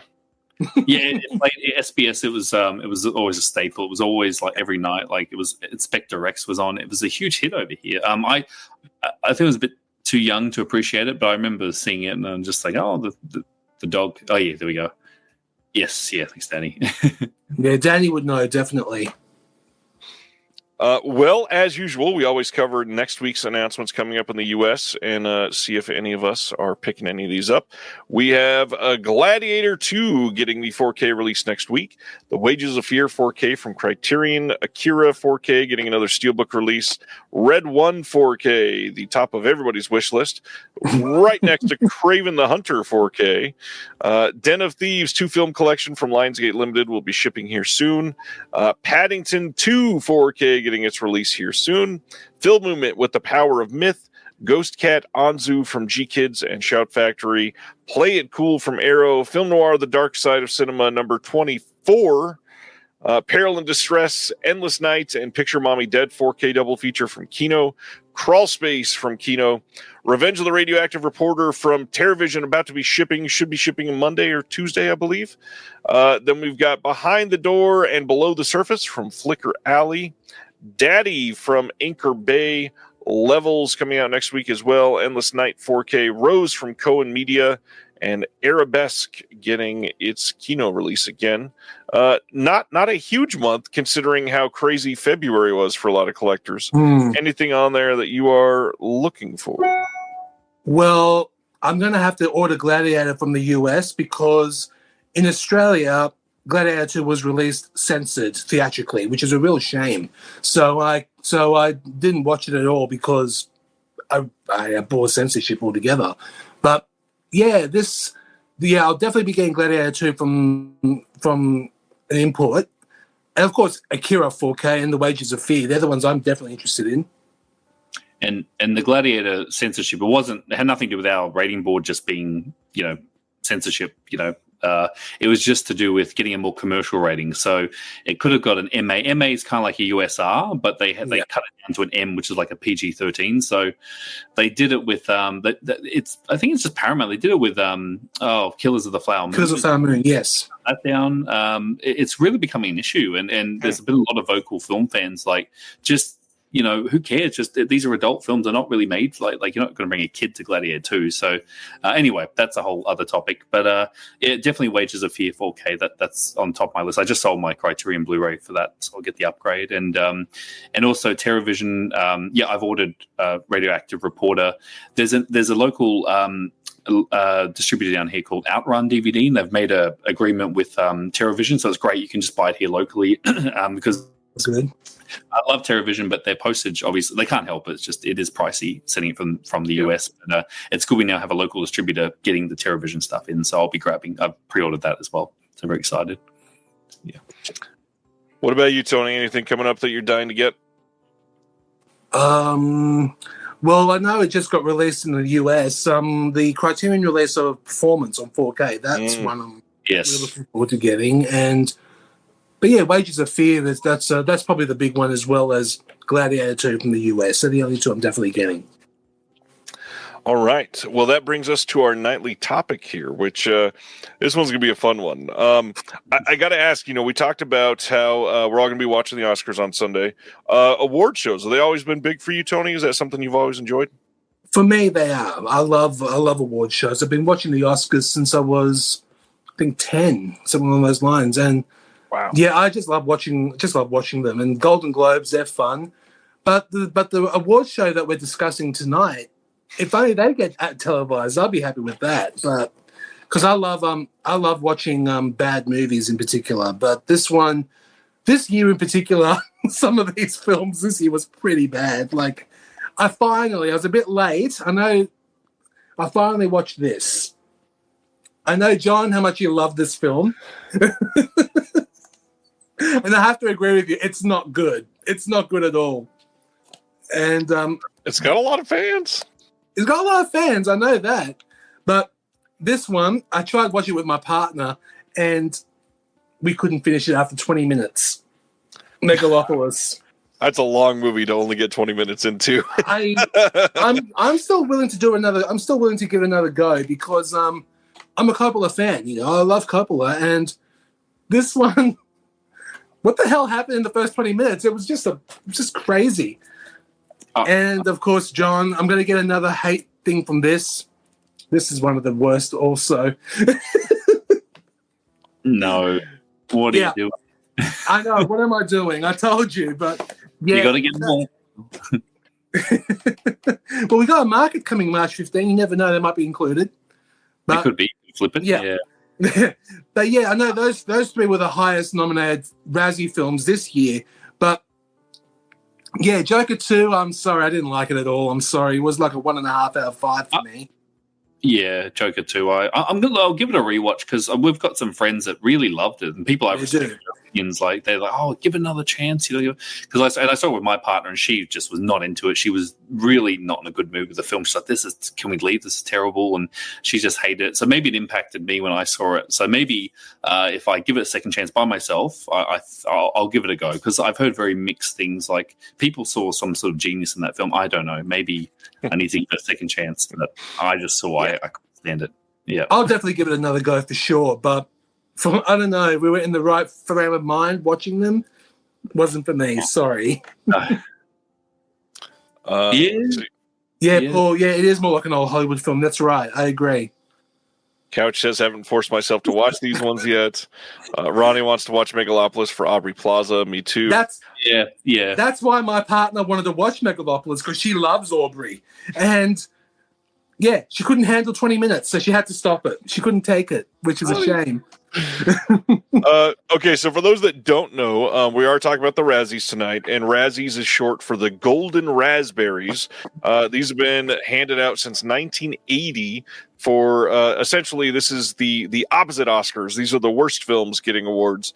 But what we're going to talk about tonight is the films that won basically for worst picture that are good. Now, obviously, this has been going since 1980. There's a lot of films that have been nominated since then that were never bad films, never should have been nominated. I mean, the first year, Cruising was nominated for a Razzie.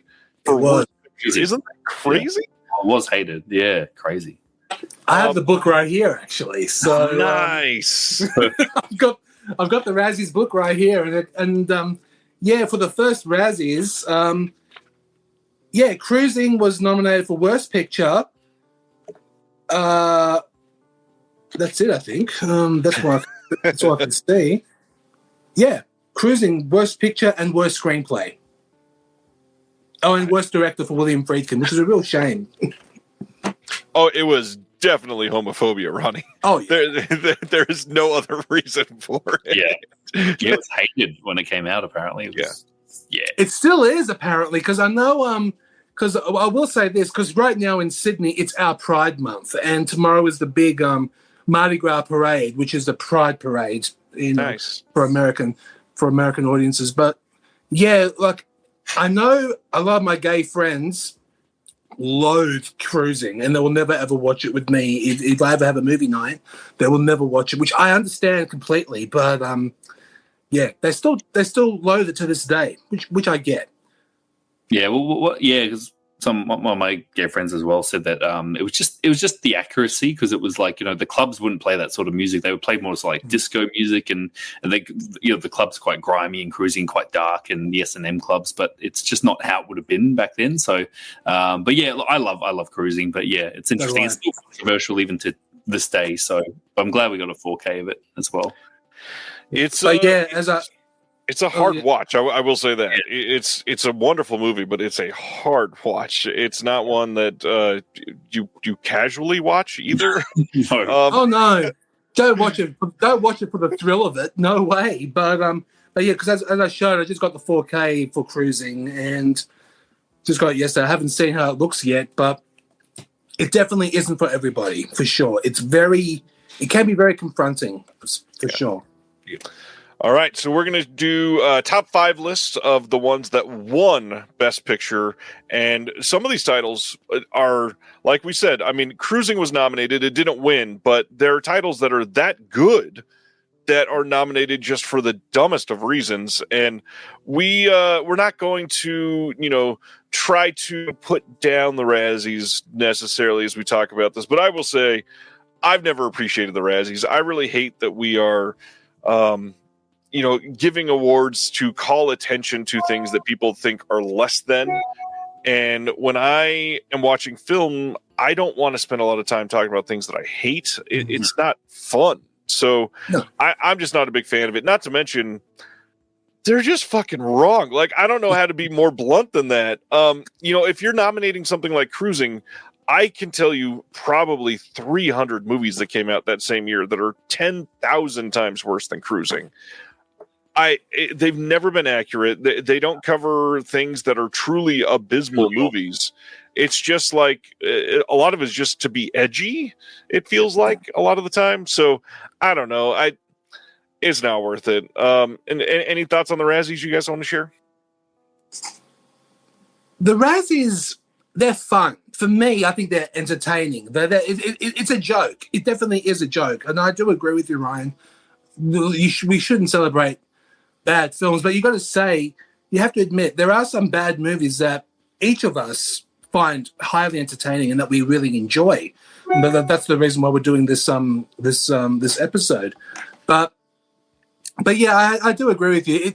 I don't condone celebrating bad films, but there are some that I do enjoy because they're so awful to watch, because they just give you a good laugh or a good or something along those lines. John, what do you think?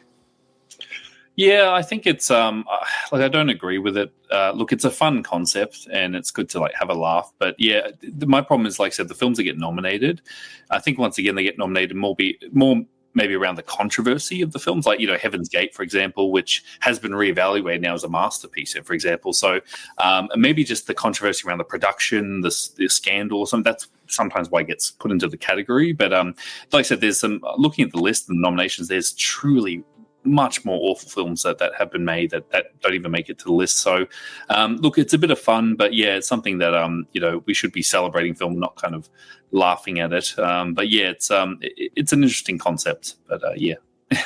Yeah, I'm just looking at the book right now, and worst director nominations for the very first Razzies. Come on. Okay. Brian De Palma for Dress to Kill. William Friedkin for Cruising. Stanley Kubrick for The Shining. He was nominated for Worst Director.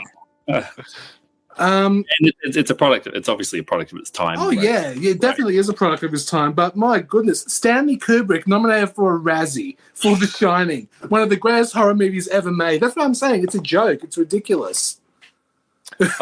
For those keeping track at home, if you are interested, the ones that are nominated for 2024 are Borderlands, Joker Folie à Deux, Madam Web, Megalopolis, and the masterpiece, Reagan.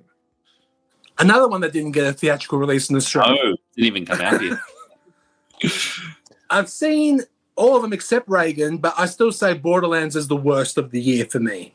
Wow. Yeah. Worse than Madam Web, huh?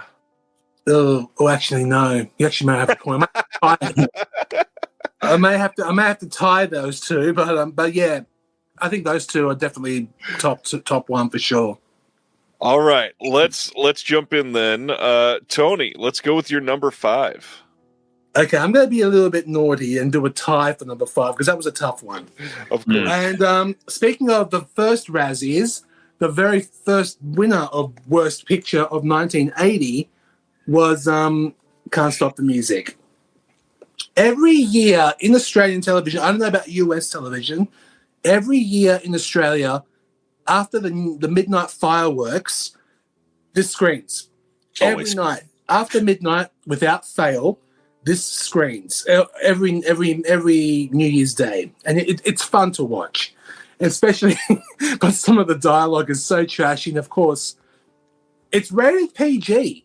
And of course, it's definitely our Pride season, but this is definitely one of the most gayest films I've ever seen. It's so, but it's PG rated, and there's full frontal male nudity.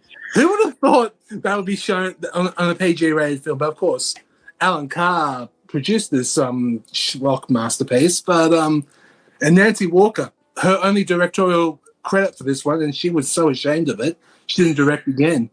But yeah, this one is my first for number 5, and my second for number 5. It's definitely because I'm a huge fan of this particular artist, and I haven't got the actual cover of the actual title, but I do have the image from the movie.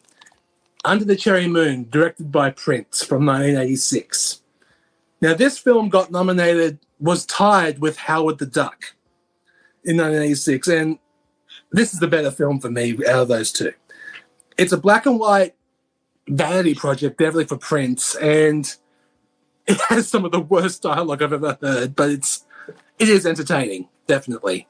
And it also has it's also Kristen Scott Thomas's film debut. And yeah, Prince should really stick to music. I can say that for sure. But he did the soundtrack for this, which is the soundtrack for the album Parade. That was the soundtrack for this film. And yeah, stick to music, Prince, I have to admit. But yeah, this one was not great, but fun. That's my number 5. And I was going to say, just can't stop the music. A friend of ours, Tone, he told us that obviously a bit older than us, but he remembers when it launched, and he said they brought the Village People out to Australia to promote it. And there was a massive line down the block to see it. It was a huge hit in Australia. So for some reason it was massive anyway. Just want to it screens every year here on New Year's Day, so it must still be a hit. Yeah.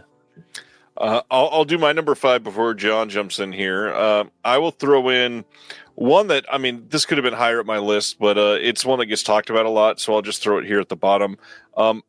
There's no way in ever living hell that Freddy Got Fingered ever should have won the Razzie for the worst picture. This movie is hilarious. I won't call it a masterpiece, but if you are into that style of humor, this movie is so damn funny. I was looking to purchase surprise comedy tickets for my wife a couple weeks ago. Look at that. And she loves a lot of comedy, and I was scrolling through, and guess who's playing a show here in Kansas City in just a few weeks? And I was like, would she like watching Tom Green? Probably not. Because, man, did I want to go to that show. This movie is so great. I mean, memorable lines, memorable setups, memorable just the way that he owned the culture for a little while, like across the globe. Freddy Got Fingered is like the culmination of years of creating this just crazy character that is insane. It is so damn funny and just memorable times of watching this with, a bunch of teenagers and laughing your ass off. This has just some of my favorite memories. Love Freddy Got Fingered. It's definitely something for sure. I love it. All right, John, number 5. Well, I'll piggyback off that because that was on my list. So I will talk about Freddy Got Fingered now. So we'll cover it now.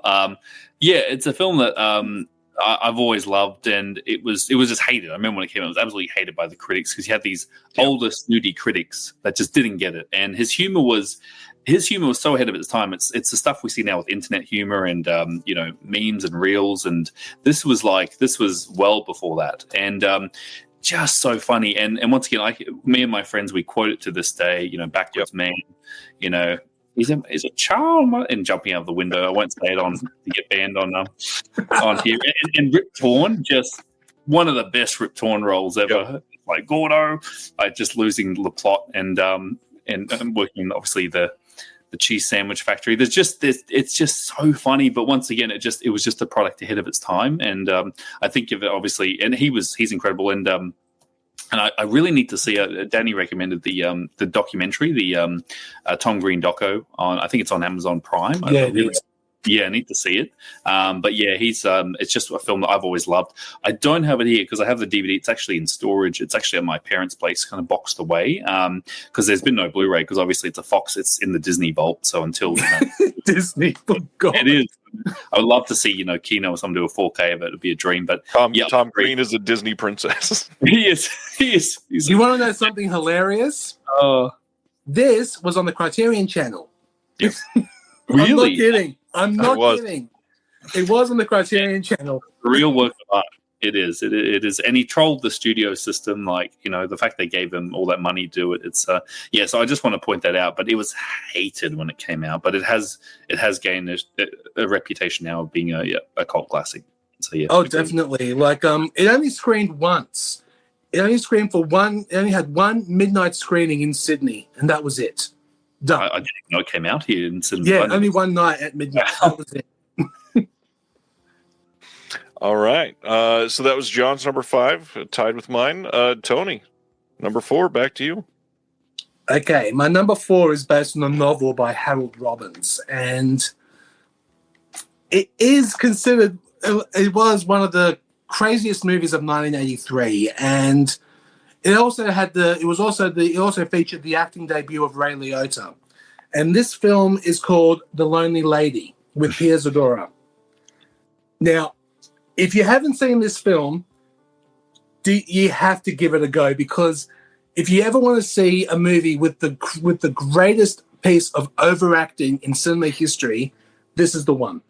Pia Zadora, as a screenwriter, trying to get on top in Hollywood, and then, of course, the only way to get on the top is, I don't want to say the quote on camera, but I will say, you can F everybody to get to the top. Yeah, that's basically the whole thing. It's a very erotic movie, very, very sexual, it's nuts.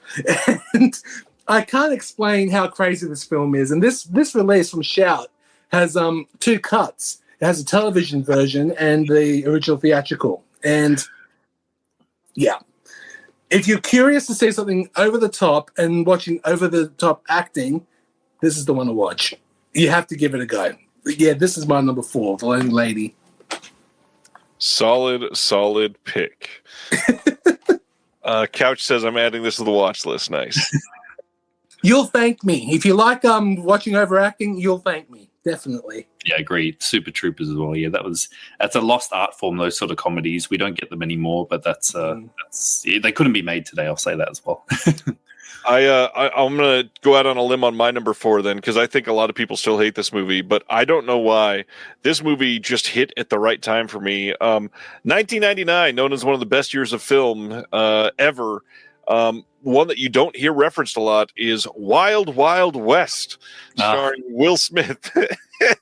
And this movie is fun at the very least. You've got a Barry Sonnenfeld direct movie with Will Smith and Kevin Kline that is steampunk through and through and has ridiculous set pieces, some awful dialogue, but it is an actually 1 second. Yep, it's I gotta say something. Oh God. What do you have for Wild Wild West? I don't know. This movie is fun. It is hilarious. It is, the one of the last of that realm of we're putting out a movie, so we need to write a song for the movie and have it be a number 1 hit. And man, did Wild Wild West make a big hit on the Billboard.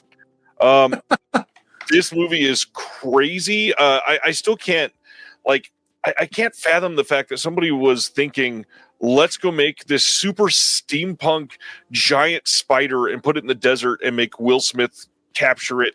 Everything about this is just a silly, Mad Libs put together, but it's a fun time at least. I'm not going to say it's a great movie, but it is genuinely good and fun and worth a watch at least once or 12 times.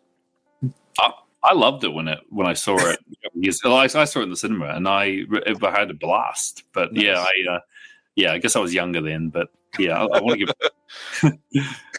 I will show you something which is actually quite funny. Robert Conrad, who was in the original TV series Wild Wild West, accepting the award for the worst picture, right there from the book. And and what I wanted to show you was this is something very unique. I don't know if you've ever seen this, Ryan. In Wild Western Australia, it got 2 classification ratings. I know. Not 1, but 2. In all of Australia except South Australia, which is Adelaide, it's PG rated. But in Adelaide and South Australia, it's rated M, which is you have to be over 15 to watch it. So this is a first. Have you ever seen something like this? No. Is there like one specific scene that they take more offense to in that area? I don't know. I don't know Adelaide's. Do you know anything about Adelaide's political issues with censorship? No, because and that's the interesting thing about Australia. A bit of history is that you'll have Queensland that'll ban something, but this state will allow it. So it's kind of like like Texas, it's rated R, and New York, it's rated PG-13. Makes no sense, but that's how we operate in Australia. So it's strange. Was anything cut? No, I don't. I don't know. It's not cut. It's not cut. No, it's just rated different. It's just, rated. It's Maybe ratings. It's so very strange. That's the strangest. I remember that DVD. It's the strangest DVD I've ever seen.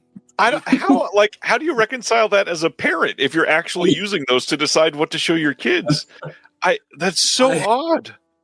Because the PG rating here is basically the same: medium level violence, sexual references, and low level coarse language. It's exactly the same.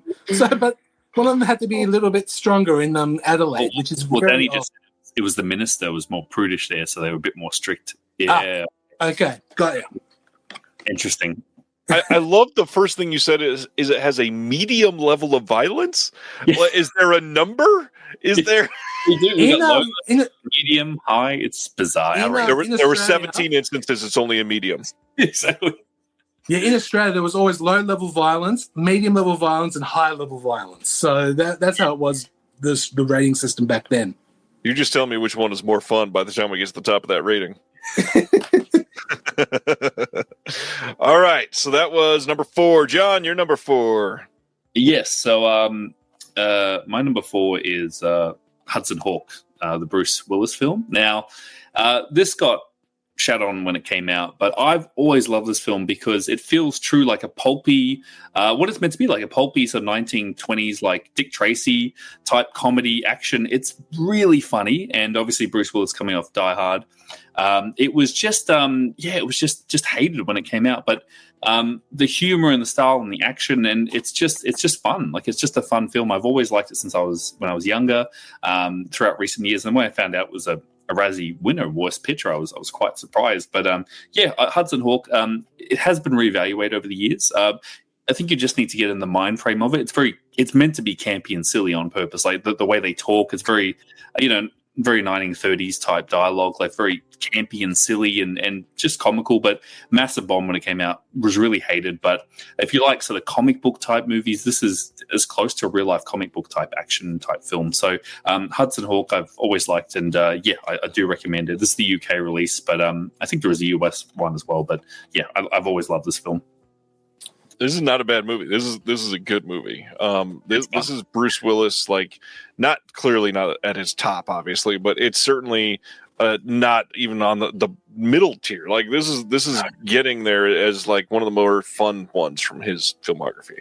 Yeah, absolutely. I haven't seen it in years, but I remember not being bored by it. I was highly entertained about the whole thing. It's just fun. Yeah, it's just fun. Yeah, it's campy, pulpy fun. So yeah, I have to defend it.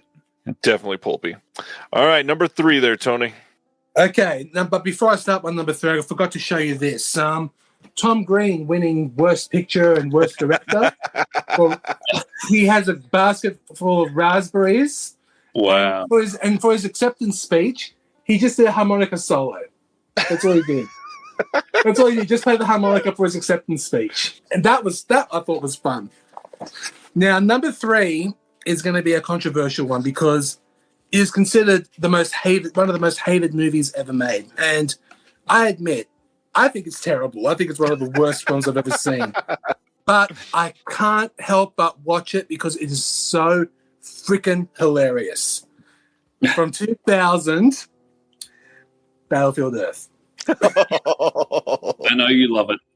I do. I'm not ashamed to admit it. I think this is It's definitely bad. Don't get me wrong. I think it's horrible, but it is so funny. It makes me laugh so much, and I have to put it in my top number 3 for sure because the dialogue is just crap. The cinematography is just amazing to look at. Not the all Dutch angled crap. The whole movie is just crap. That's basically the best way to say it. But for me, it's hilarious. You can't not. I just love it so much because it's so bad. And also here for the Razzies book, they're interviewing a toy turtle from John Travolta. That's how silly it is. Oh man, it is so bad. Here we go. A TV crew interviews a 9-inch turtle action figure at the 21st Razzies.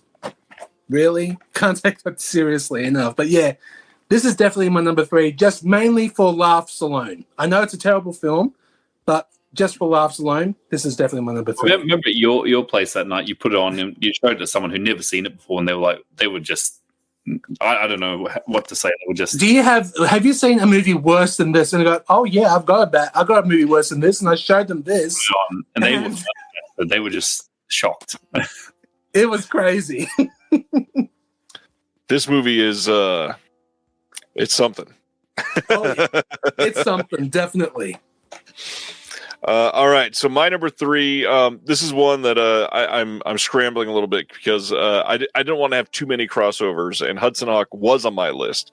Oh. So I'm going to jump in here with another one that is this could be like number 1 on many of these lists, and I fear that one of you two will probably bring this up as well. But I'm going to get it off my desk for now, at least. Showgirls never should have been a Razzie winner. Showgirls is. If you, I don't know, what's the best way to say this? Like, if you've ever paid attention to Paul Verhoeven, this was never meant to be taken at face value. This was never meant to be taken as serious, realistic storytelling, and more of everything is camp to the nth degree.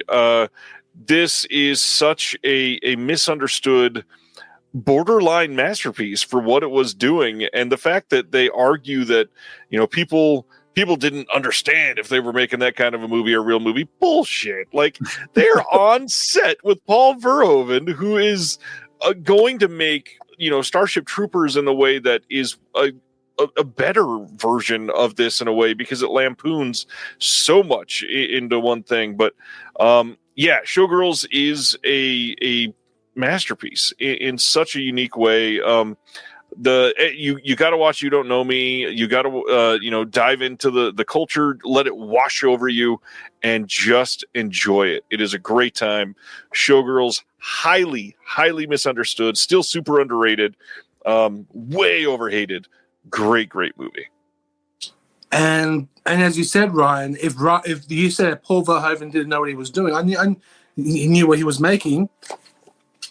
He showed up and accepted the award for worst director. So he knew what he was. So he knew what the movie was about. Right. But I'm going to go a little bit further into Showgirls. Trust me, because that is in one of my top very soon. You'll see soon. Excellent. All right then, number 3 for you, John. Yeah, my number 3. It's kind of another one that it's always been a guilty pleasure of mine because it's just a cheesy, erotic, not really thriller, but erotic film, Indecent Proposal. And the fact that this got a 4K from Kino really amazes me. It's all-star cast. Robert Redford, Demi Moore. Speaking of Demi Moore, just off the substance, Woody Harrelson. Basically, the whole concept is: would you let your wife sleep with me for $1 million for one night? And it kind of creates a sort of tension in their marriage. No, Woody Harrelson, yeah. Show me the suitcase. But Demi Moore, and so obviously she has to sleep with Rob Redford, and Woody Harrelson kind of goes along with it, and it's not terrible, but it's so entertaining, and it's just like cheesy. It's during those steamy sort of 90s films of the time. I've always liked it, and the fact that you got a 4K I just remember seeing it on TV many years ago, and it kind of stuck with me. And I've seen repeat viewings of it, and it's just fun. It's once again just sort of cheesy, adultery. But yeah, it's one that I do recommend. So there is a good release from Kino, but Indecent Proposal shouldn't have been the worst film of the year, Razzie. But it's just it's got I do recommend it. Indecent Proposal. Yeah, I do like Indecent Proposal as well, because that film was nominated with He got Worst Actor too, didn't he? Woody Harrelson? Yeah. Yes. Woody Harrelson did get Worst Supporting Actor. That's right. But yeah, with this and Worst Screenplay. Worst Screenplay. But for the Worst Picture that year, Body of Evidence, Cliffhanger, Indecent Proposal, which won, Last Action Hero, and Sliver. There's one I think that definitely deserves it more than Indecent Proposal, and that to me was Last Action Hero. I didn't like that one at all. I'm sorry, but Sliver is definitely up there as well. And Body of Evidence, that was another fun one. Sliver, another one that released as well on 4K. Good God, I know. I will stay quiet for now about Indecent Proposal. We'll talk about that in a minute. Okay, no worries. Number 2 for you there, Tony. Okay, number 2, and this is the second film that won Worst Picture from the Razzies, and that is the cult classic Mummy Dearest. That's my number 2. I saw this very late in life. I saw it like the first time 10 years ago. And I've just fallen in love with it because it was just, I love watching movies from the 40s, 30s, 40s with Joan Crawford, Bette Davis. But with Joan Crawford's films, some of it are amazing, like, of course, Mildred Pierce and, of course, other titles. But I didn't know much of her life back in the time. But when I saw this film for the first time, who would have thought a film about child abuse be so bloody entertaining? I don't mean it, and I don't mean that in a bad way. But the way it was directed, the way it was made, because it's definitely a camp film, one of the campiest films ever made. Faye Dunaway's performance was a little over the top, which is definitely an understatement. But yeah, I never knew that Joan Crawford could be such a monster. But yeah. Yeah, and Britannia Alder, who plays Carol Ann, the maid, I'm actually friends with her on Facebook. We actually talk quite a bit about Mummy Dearest, and she wrote a book about the making of it, and apparently Faye Dunaway was hell to work with, which actually would not surprise me. Nope. Not in the least. Suits the character. No, it does. It does fit the character, and of course Faye Dunaway has a reputation of refusing to talk about this film because she says this is the movie that ruined her career, which, I don't know. In some ways, it kind of revived her career, especially with certain cult film fanatics and everything else. But yeah, like for me, it's definitely one of the most unexpected comedies ever made. And yeah, with Mummy Dearest, this is definitely one of my this is my second highlight from my top 5, definitely. This is a great movie. This was almost on my list as well. I don't understand why, people just truly didn't understand camp yet, I guess, in the 80s. Mommy Dearest is fantastic. That's the easiest way to say it. Yeah, very, and Aaron, yeah, I agree, very misunderstood. And the same director as The Swimmer, yeah, absolutely, which is another master. Yes, Frank Perry, that's right. Yeah, great film. And because I remember seeing Mummy Dearest, I was younger, when I was a kid on TV, and my parents watched it. And once again, like, they didn't see the camp. My parents took it very, it's quite a serious film. And I always remember it being quite a serious film, but then watching it now, I'm just like, this is, very campy, very fun. So, yeah, it's grown its reputation over the years. Colton says something about Razzie. Mummy Dearest says, no way. What was the quote? No way deserves a Razzie. Well, according to the book, I'm going to the book here, it was nominated for 9 Razzies. And it won Worst Picture, Worst Actress for Faye Dunaway, which was tied with Bo Derek for Tarzan the Ape Man. Worst Supporting Actor for Steve Forrest for Mummy Dearest. Worst Supporting Actress for Dinah Scarwood for Mummy Dearest. and worst screenplay. But you will not believe who won worst director that year. Michael Cimino for Heaven's Gate. Oh, Heaven's Gate, yeah. He won worst director for Heaven's Gate, and no, not deserved, definitely. Nominated for 9 Razzies. Mm-hmm. I don't even know how to respond to that. I know. The Lonely Lady was nominated for 11. God, see, these are such crazy choices for some of these. It's so asinine.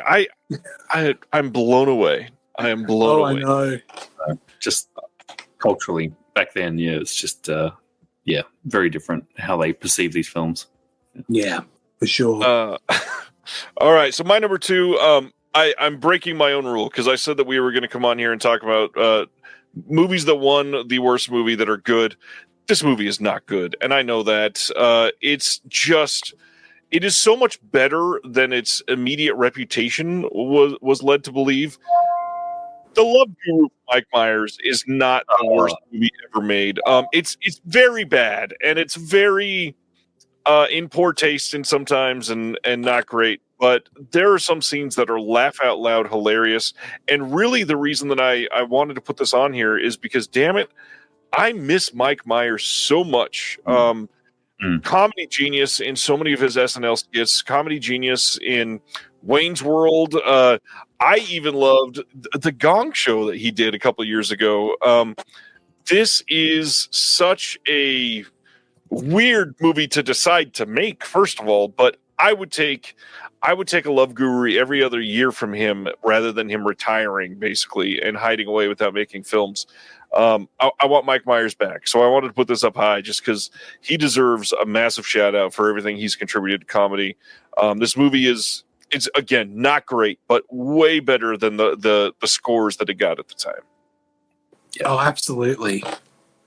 Yeah, I saw it in the cinema too, and I said that, well, I miss Mike Myers a lot because the Austin Powers films are just, the greatest comedy films of all time. And there was always a rumor he was going to make an Austin Powers 4, and I'm just come back and make one more Austin Powers. Please.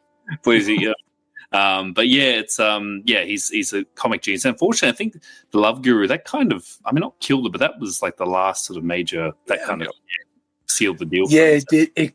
It kind of did kill his career. Like, and of course, he was briefly in Inglourious Bastards. Playing. Oh, that's an incredible role. In that small but actually quite good role. Ryan, it did win Worst Picture. No, that's not what I'm saying. I'm saying it's not actually a good movie. Yes, I know it won Worst Picture. That's the rule that I'm breaking. It's not. It's truly not a great movie, but it is. It is so much better than its reputation. So I guess it's an overhated movie more than it is a very good movie. I think on Rotten Tomatoes for the longest time it had like a 2% or something like that. This is at least like a 30% film. It is so much better than that. Oh yeah, it is. Yeah, and I think it was just it was very hated. I remember. Yep. Yeah. All right, John. Second place. Same place. All right, so we'll go into all right, so why not? It's better than Battlefield Earth, at least. Yeah, I agree. It's better than Battlefield Earth. I don't have the I don't have this on Blu-ray, but I do have a DVD, but it's once again in a storage box. And that is this was a tie. This is The Adventures of Ford Fairlane. So I'm just going to show it there on my phone. This, I think, is a really misunderstood film from Rennie Harlan, of course, which is an amazing director. Obviously, did Elm Street 4 and Cliffhanger, a number of great films. Andrew Dice Clay, so you have to get his humor, and I think that he was he was cancelled at the time, like Andrew Dice Clay. I think that didn't help when this film came out, but this is a fun, just hilarious film that I've always liked. And once again, it's meant to be campy, it's meant to be pulpy. Great soundtrack. He's a rock detective. You've actually got Robert Englund shows up. Freddy Krueger, because obviously the relationship with Rennie Harlan. But yeah, just that was unfairly really hated, and Andrew Dice Clay as well at the time. But I think there was a Blu-ray. There was an Anchor Bay one that's long out of print. I never got it, so I'm hoping someone re-releases it. But yeah, it should not be that hated. The Adventures of Ford Fairlane is just a very funny film, and it was but yeah, I will defend it. I find it just hilarious. Maybe I like his style of humor, but yeah, you've got to kind of get in the mind frame of that sort of humor. But yeah, I will defend it as well. But I've always liked it. I'm a big fan of it. A Dice Man. I've never seen this one. Yes. I need to see this one for sure. Yeah, it's great. I'm hoping someone gives it. I hope. Oh, it's a Fox film. Okay, that's why it's in the Disney Vault. Damn it. Yeah, I thought that when it came out in 1990, I think, or 1989. And I hated it when I saw it, but I didn't get it at the time because I was like 12 years old. Yeah. But when I was older and watched it, I appreciated it a lot more because Andrew Dice Clay's humor back then was definitely ahead of its time. But it's definitely, I do like this one much more now than I did back then, for sure. And that's the thing about the Dice Man is that people always got his humor. They thought that was him, but he's just a character he's playing, and he's so they thought he was this misogynist and all this, and he was really kind of it's quite interesting. But it's good to see him show up in films like what was the show recently, the Lady Gaga, and what was the, I think he played her dad. The House of Gucci. Not A House of Gucci, sorry. No, A Star Is Born. Star Is Born, sorry. Yeah, I'm like, it's the Dice Man. So, yeah, it's good to see him show up every now and then. But, yeah, just, I think he's very underappreciated. Yeah. But also with Dice Clay, he came back. I think Woody Allen brought him back with Blue Jasmine. His performance was great in Blue Jasmine. He can do serious roles too. Everything. Yeah, exactly. Yeah. Yeah, Barry, I just mentioned it. Yeah, Blue Jasmine. He's in that one, and he was fantastic. And this was a tie, wasn't it, Tony? This year there were two worst pictures for this. It was a tie. Yes, I think it was tied with. Oh, great. I didn't realize I would be using a book for this, which is fantastic. Sorry, everybody. I love it.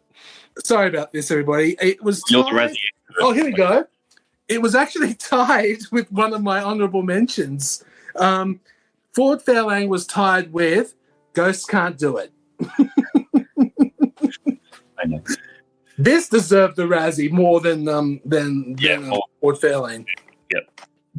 Wow. All right. I need to see this one big time. You should. That brings us to you, Tony. Number one. Okay, but before we go... I was going to say, I think we know what it is, but I'm eager. We know what it is, but I'm just going to mention a couple of honorable mentions for the Razzies. Bruce Willis, Color of Night.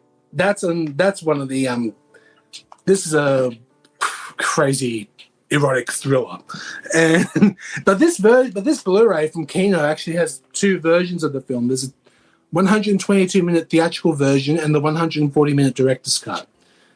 The director's cut is fantastic. The theatrical version definitely deserved the Razzie. Big time. It was terrible, but the director's cut actually makes sense. That's probably the best way to say it. And my last honorable mention is another double, Bolero and Ghosts Can't Do It. It's basically the same movie made twice, and with Bo Derek and directed by her late husband John Derek. These films are just freaking awful. They're so bad, but you have to admire them for how they were canon. Weren't they canon films? Canon. Bolero was, but not Bolero was a canon film, but not Ghosts Can't Do It. Yep. And my number one movie, as Ryan mentioned earlier, is Showgirls. Now, I really wanted to see this film in 1995 when it came out theatrically, but I was only 16 years old. But in Australia, it's rated R18+, which, of course, this is NC-17 from the US. And I was only 16. And a group of friends and I, we bought tickets to see Pocahontas, the Disney film, and we wanted to sneak in to see Showgirls, but we got caught, and we ended up watching Pocahontas instead, which is a real shame. But ever since I saw it on VHS, I was obsessed with it. I thought it was one of the most craziest dance movies I've ever seen, and it's just, and some of the dialogue is just hilarious. But me, 16-year-old, the main reason why you want to watch Showgirls is because of the nudity. There's a lot of it in the movie, but all in all, but now when watching it when you're older and wiser, you have to appreciate the balls it took Paul Verhoeven and Joe Westerhouse, who wrote the screenplay. It took for them to make a movie like this because they knew it was not going to be a masterpiece like Basic Instinct was back in the day. They wanted to push the limits over Basic Instinct, which they kind of did, but it backfired in a way because it was just got a bad reception, and ever since then it's became one of the greatest cult classics ever made. And I absolutely love this film, big time. And Ryan, what did you say earlier? You can't hate this movie. It's just too good. I mean, even like break down individual aspects of this, like Kyle MacLachlan alone. Like there's so much that is just, you gotta love it in this movie. You got it, absolutely. And of course, Gina Gershon, she knew what she was in for. She knew what she was in for. She overplayed the bitchy role, Crystal Connors. She knew what she was in for and had the time of her life. You could obviously see it in the screen, but I felt bad for Elizabeth Berkley because it ruined her career, and for many years she refused to talk about it. But now she appreciates it more because she's now in for it, which is great. Right. In on the joke.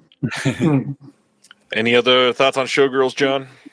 Oh yeah, I love it. I've once again, it's just one that was just misunderstood, and obviously being a big budget NC-17 film, I think the controversy around it at the time as well, and Verhoeven, you have to get a sense of humor. Like, RoboCop's funny, like his films have humor. I don't think people were expecting something, maybe much more serious or more controversial, but it's a big budget camp fest. But everyone, it's like they're winking at the camera. They all know, so I love it, and I know Tony's a massive fan, and I'm a huge fan. I know, and Tony will go to a screening if there's a screening, or you'll have a movie night at yours with Showgirls. Yep. I do it all the time. I love it. I think it's great. So I have to agree. It's definitely does not deserve to be one of the worst films in that category. Not at all.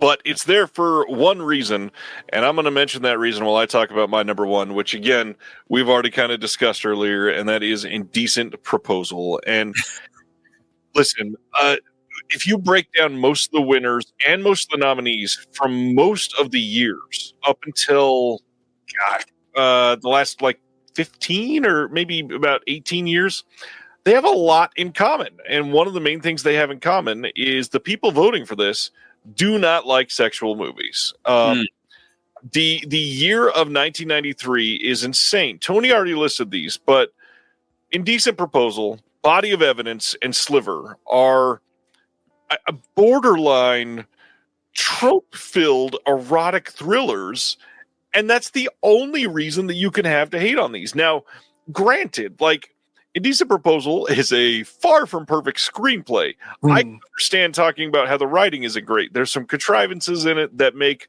little to no sense. That being said, this is an entertaining damn movie that never deserved to be even nominated for this, let alone win.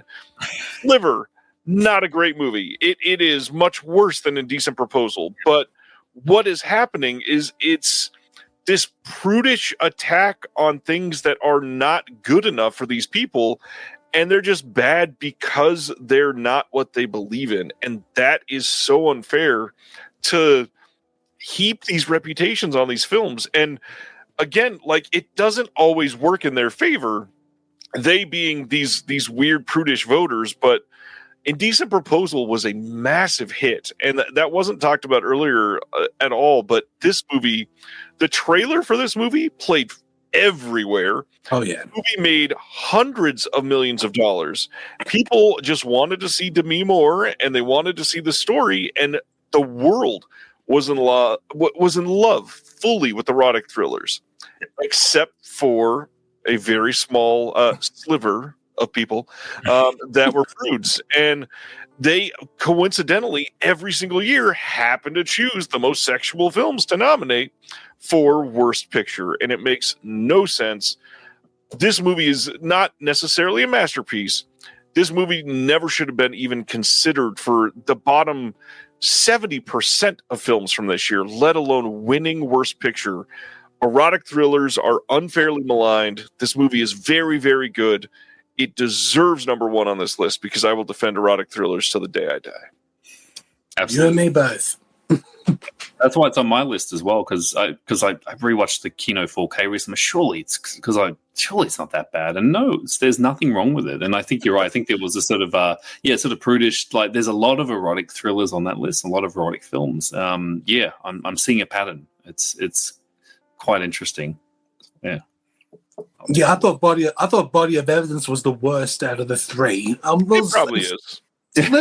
Sliver is not good either, but definitely Indecent Proposal, that was not that. I agree with you all. That was not deserving. I think Madonna was always targeted as well for the Razzies. Yeah. Did Paul Verhoeven show up? Yeah, he did show up for the Razzies in person. He was actually the very first to actually show up for the Razzies, and here he is right there, just to show Dude McMahon. Here you go. Amazing. This is so awesome that you got the book on hand for this. I know. I had the book ready for sure. Again, physical media forever. This is why It's a good thing. Yeah. All right, John, you are up number one. Yeah. So my list kind of shift around because there's no particular order, but Freddy Got Fingered would have been higher up, would have been number one, but kind of shifted it around. So speaking of erotic thrillers, Tony, you just showed it off. I've always loved Color of Night. So that obviously you just mentioned there, the Bruce Willis film. Not terrible at all. Like I said, this is an interesting film because it mixes, once again, erotic thriller. They seem to have an issue with that. But so it's about a psychiatrist whose patients are being kind of killed off one by one. And he's having sort of a steamy affair, but it's really violent and it has almost sort of giallo elements. And this is a mainstream sort of, Hollywood pictures, Buena Vista, Disney essentially sort of film. And Bruce Willis, like I said, it's not terrible. Once again, I always say it's entertaining. That's why I like these films. It's an entertaining film. It's cheesy fun. Look, it's campy. There's a lot of good action sequences. A lot of visually it looks very impressive as well. But yeah, it's just. But like I said, Tony, there are two cuts, and the director's cut is better because it does make it. There are a few plot holes in the theatrical cut. Obviously, that was the one that was nominated against. But even the theatrical cut's not terrible. I've seen worse. So I've always had a soft spot for Color of Night just because it's a big budget, erotic thriller with, some pretty extreme violence, surprisingly. I do like it. So that's up there for me for number one, Color of Night. And this is the Kino disc. So yeah, it's a great film. Is that Kino disc in print still? I believe it is. Yeah, I think. Yeah. This is because they had a deal with obviously a lot of the Hollywood picture titles. I think they may have gone out of print now. I think possibly. I'll just have I could be mistaken. Yeah, because with Color of Night, this has a great cast. It has Ruben Blades. His dialogue in this film is freaking hilarious. Leslie Ann Warren, Jane March, of course, Brad Dourif, of course, Lance Hendrickson, Scott Bakula, Kevin J. O'Connor. Great cast, but the movie, it's definitely entertaining. But very violent. It is out of print. It is out of print, yeah, because they lost as part of that, Buena Vista, whatever, Disney catalog. They lost another one. I didn't realize. Yeah, so technically it's in the Disney catalog because it's a Hollywood picture. So, Hollywood Pictures, yeah, it is Disney. Yeah, so if you did pick up, Kino did release, they had a pretty good deal. They released a few of them, but they're all gone out of print now, sadly. Yeah. So I'll hang on to this until I don't see Disney giving us a 4K anytime soon. Don't know if that's going to happen, but it would be good if it did. Yeah, no. These are 5, some crossovers, so I can't say very different lists, but 5 lists of just some very overhated titles. A lot of this is just so unnecessary. But gentlemen, I just gotta say thank you. This has been a fun discussion. This is like an important area to talk about how different people look at these and discuss and look back on, and in some very specific circumstances, specifically like Showgirls, literally ruin careers. And it's not just with the Razzie necessarily. I'm not putting it all on that, but with the overall response to a specific film and performance. Agreed. Like with Showgirls, as you said, like it ruined careers, and also with Mike Myers, the Love Guru, that ruined careers also. Yeah, Madonna, that's right. Yes, a lot of. But I will show you one more thing because I want to show this to Zombie Eats My Arm. He said something about Madonna. Here's Madonna's cutout winning for Swept Away. Cutout. Oh, that's hilarious. You can't take this serious. You gotta love this. And oh goodness! Like, of course, Brian Helgeland was also there, winning for worst screenplay for The Postman. The Postman, yep. That was another bad film, but I didn't like it, so that's why I didn't say anything. And here we go. Some people here singing the song "A Whole New Worst." Basically, a rip-off for A Whole New World. And, here we go. Worst Actor of the Decade was presented by Divine Impersonator. Bill Cosby accepting his awards for Leonard Part 6. Oh, good Lord. This book is insane. Terrible. I love it. That's terrible. It's just incredible. But yeah. I'm glad I showed you this book. This is great. Yeah, that was perfect. Don't pay much attention to Razzie anymore. Well, I do. So what's an interesting thing to look at is, I kind of alluded to it a minute ago. It seems like the last 15 years-ish, they're more accurate. There's not many from that time that I truly disagree with. They're actually picking pretty bad movies nowadays. So it's nice to see that. Yeah. Jack and Jill, come on. That was nominated for 10 and won all 10. That was well deserved. Well deserved. Nominated for 10 and won 10. That's impressive. Very impressive. Well, gentlemen, thanks for doing this tonight. Anything you want to shout out or give anybody a chance to go follow you anywhere else? Yeah, I will say for Imprint Cast listeners, I do apologize for the delay.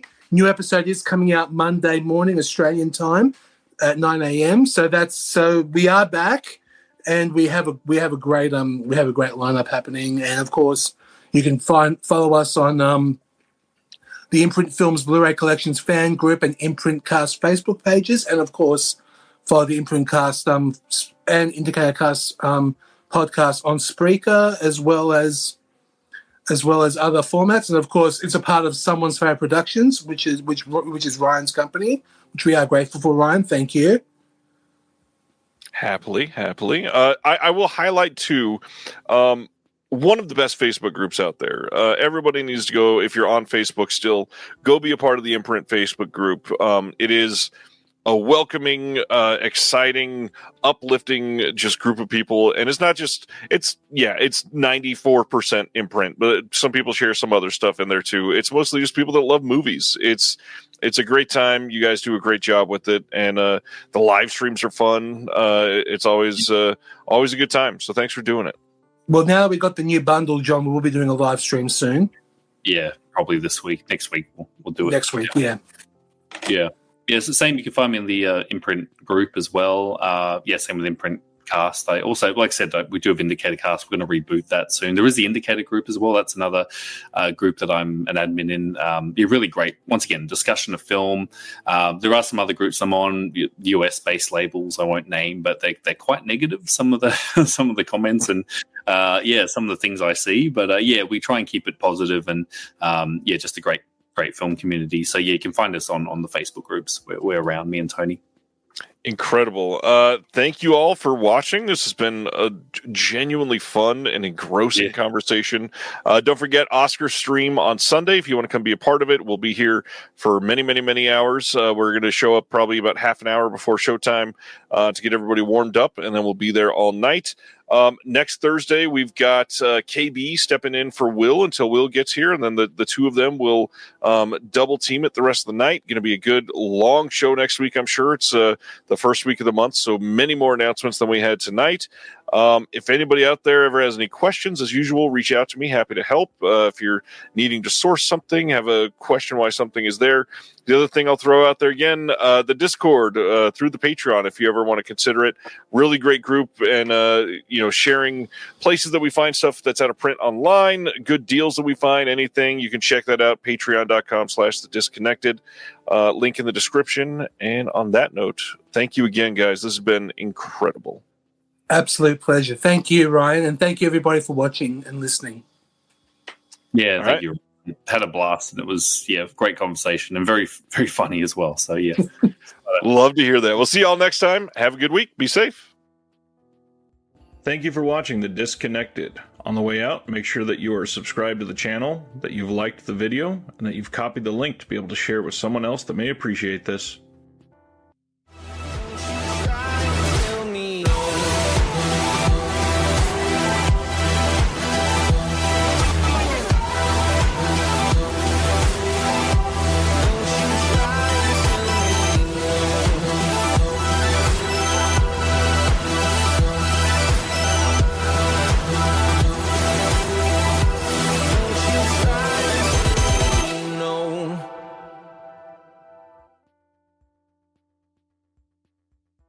Hello and welcome to Tumbleweeds and TV Cowboys. My name is Hunter. In this podcast, I'll be joined by a different guest each week to discuss a classic Western movie or TV show. I've been a fan of classic Westerns for as long as I can remember, and in recent years, they've become very nostalgic for me. I love the aesthetic, the tropes, and I love seeing different filmmakers' takes on them. At their best, they're incredibly entertaining, rewatchable, and some of my all-time favorite movies are Westerns. We'll mostly focus on Western movies made in Hollywood, but we'll also be covering spaghetti Westerns, and one thing I'm very excited to get into are Western TV shows. I've got some amazing guests coming on the show, film professors, historians, and podcasters. And Tumbleweeds and TV Cowboys is part of the Someone's Favorite Productions podcast network, and many guests on the show will be from other shows on the network. Thanks for listening.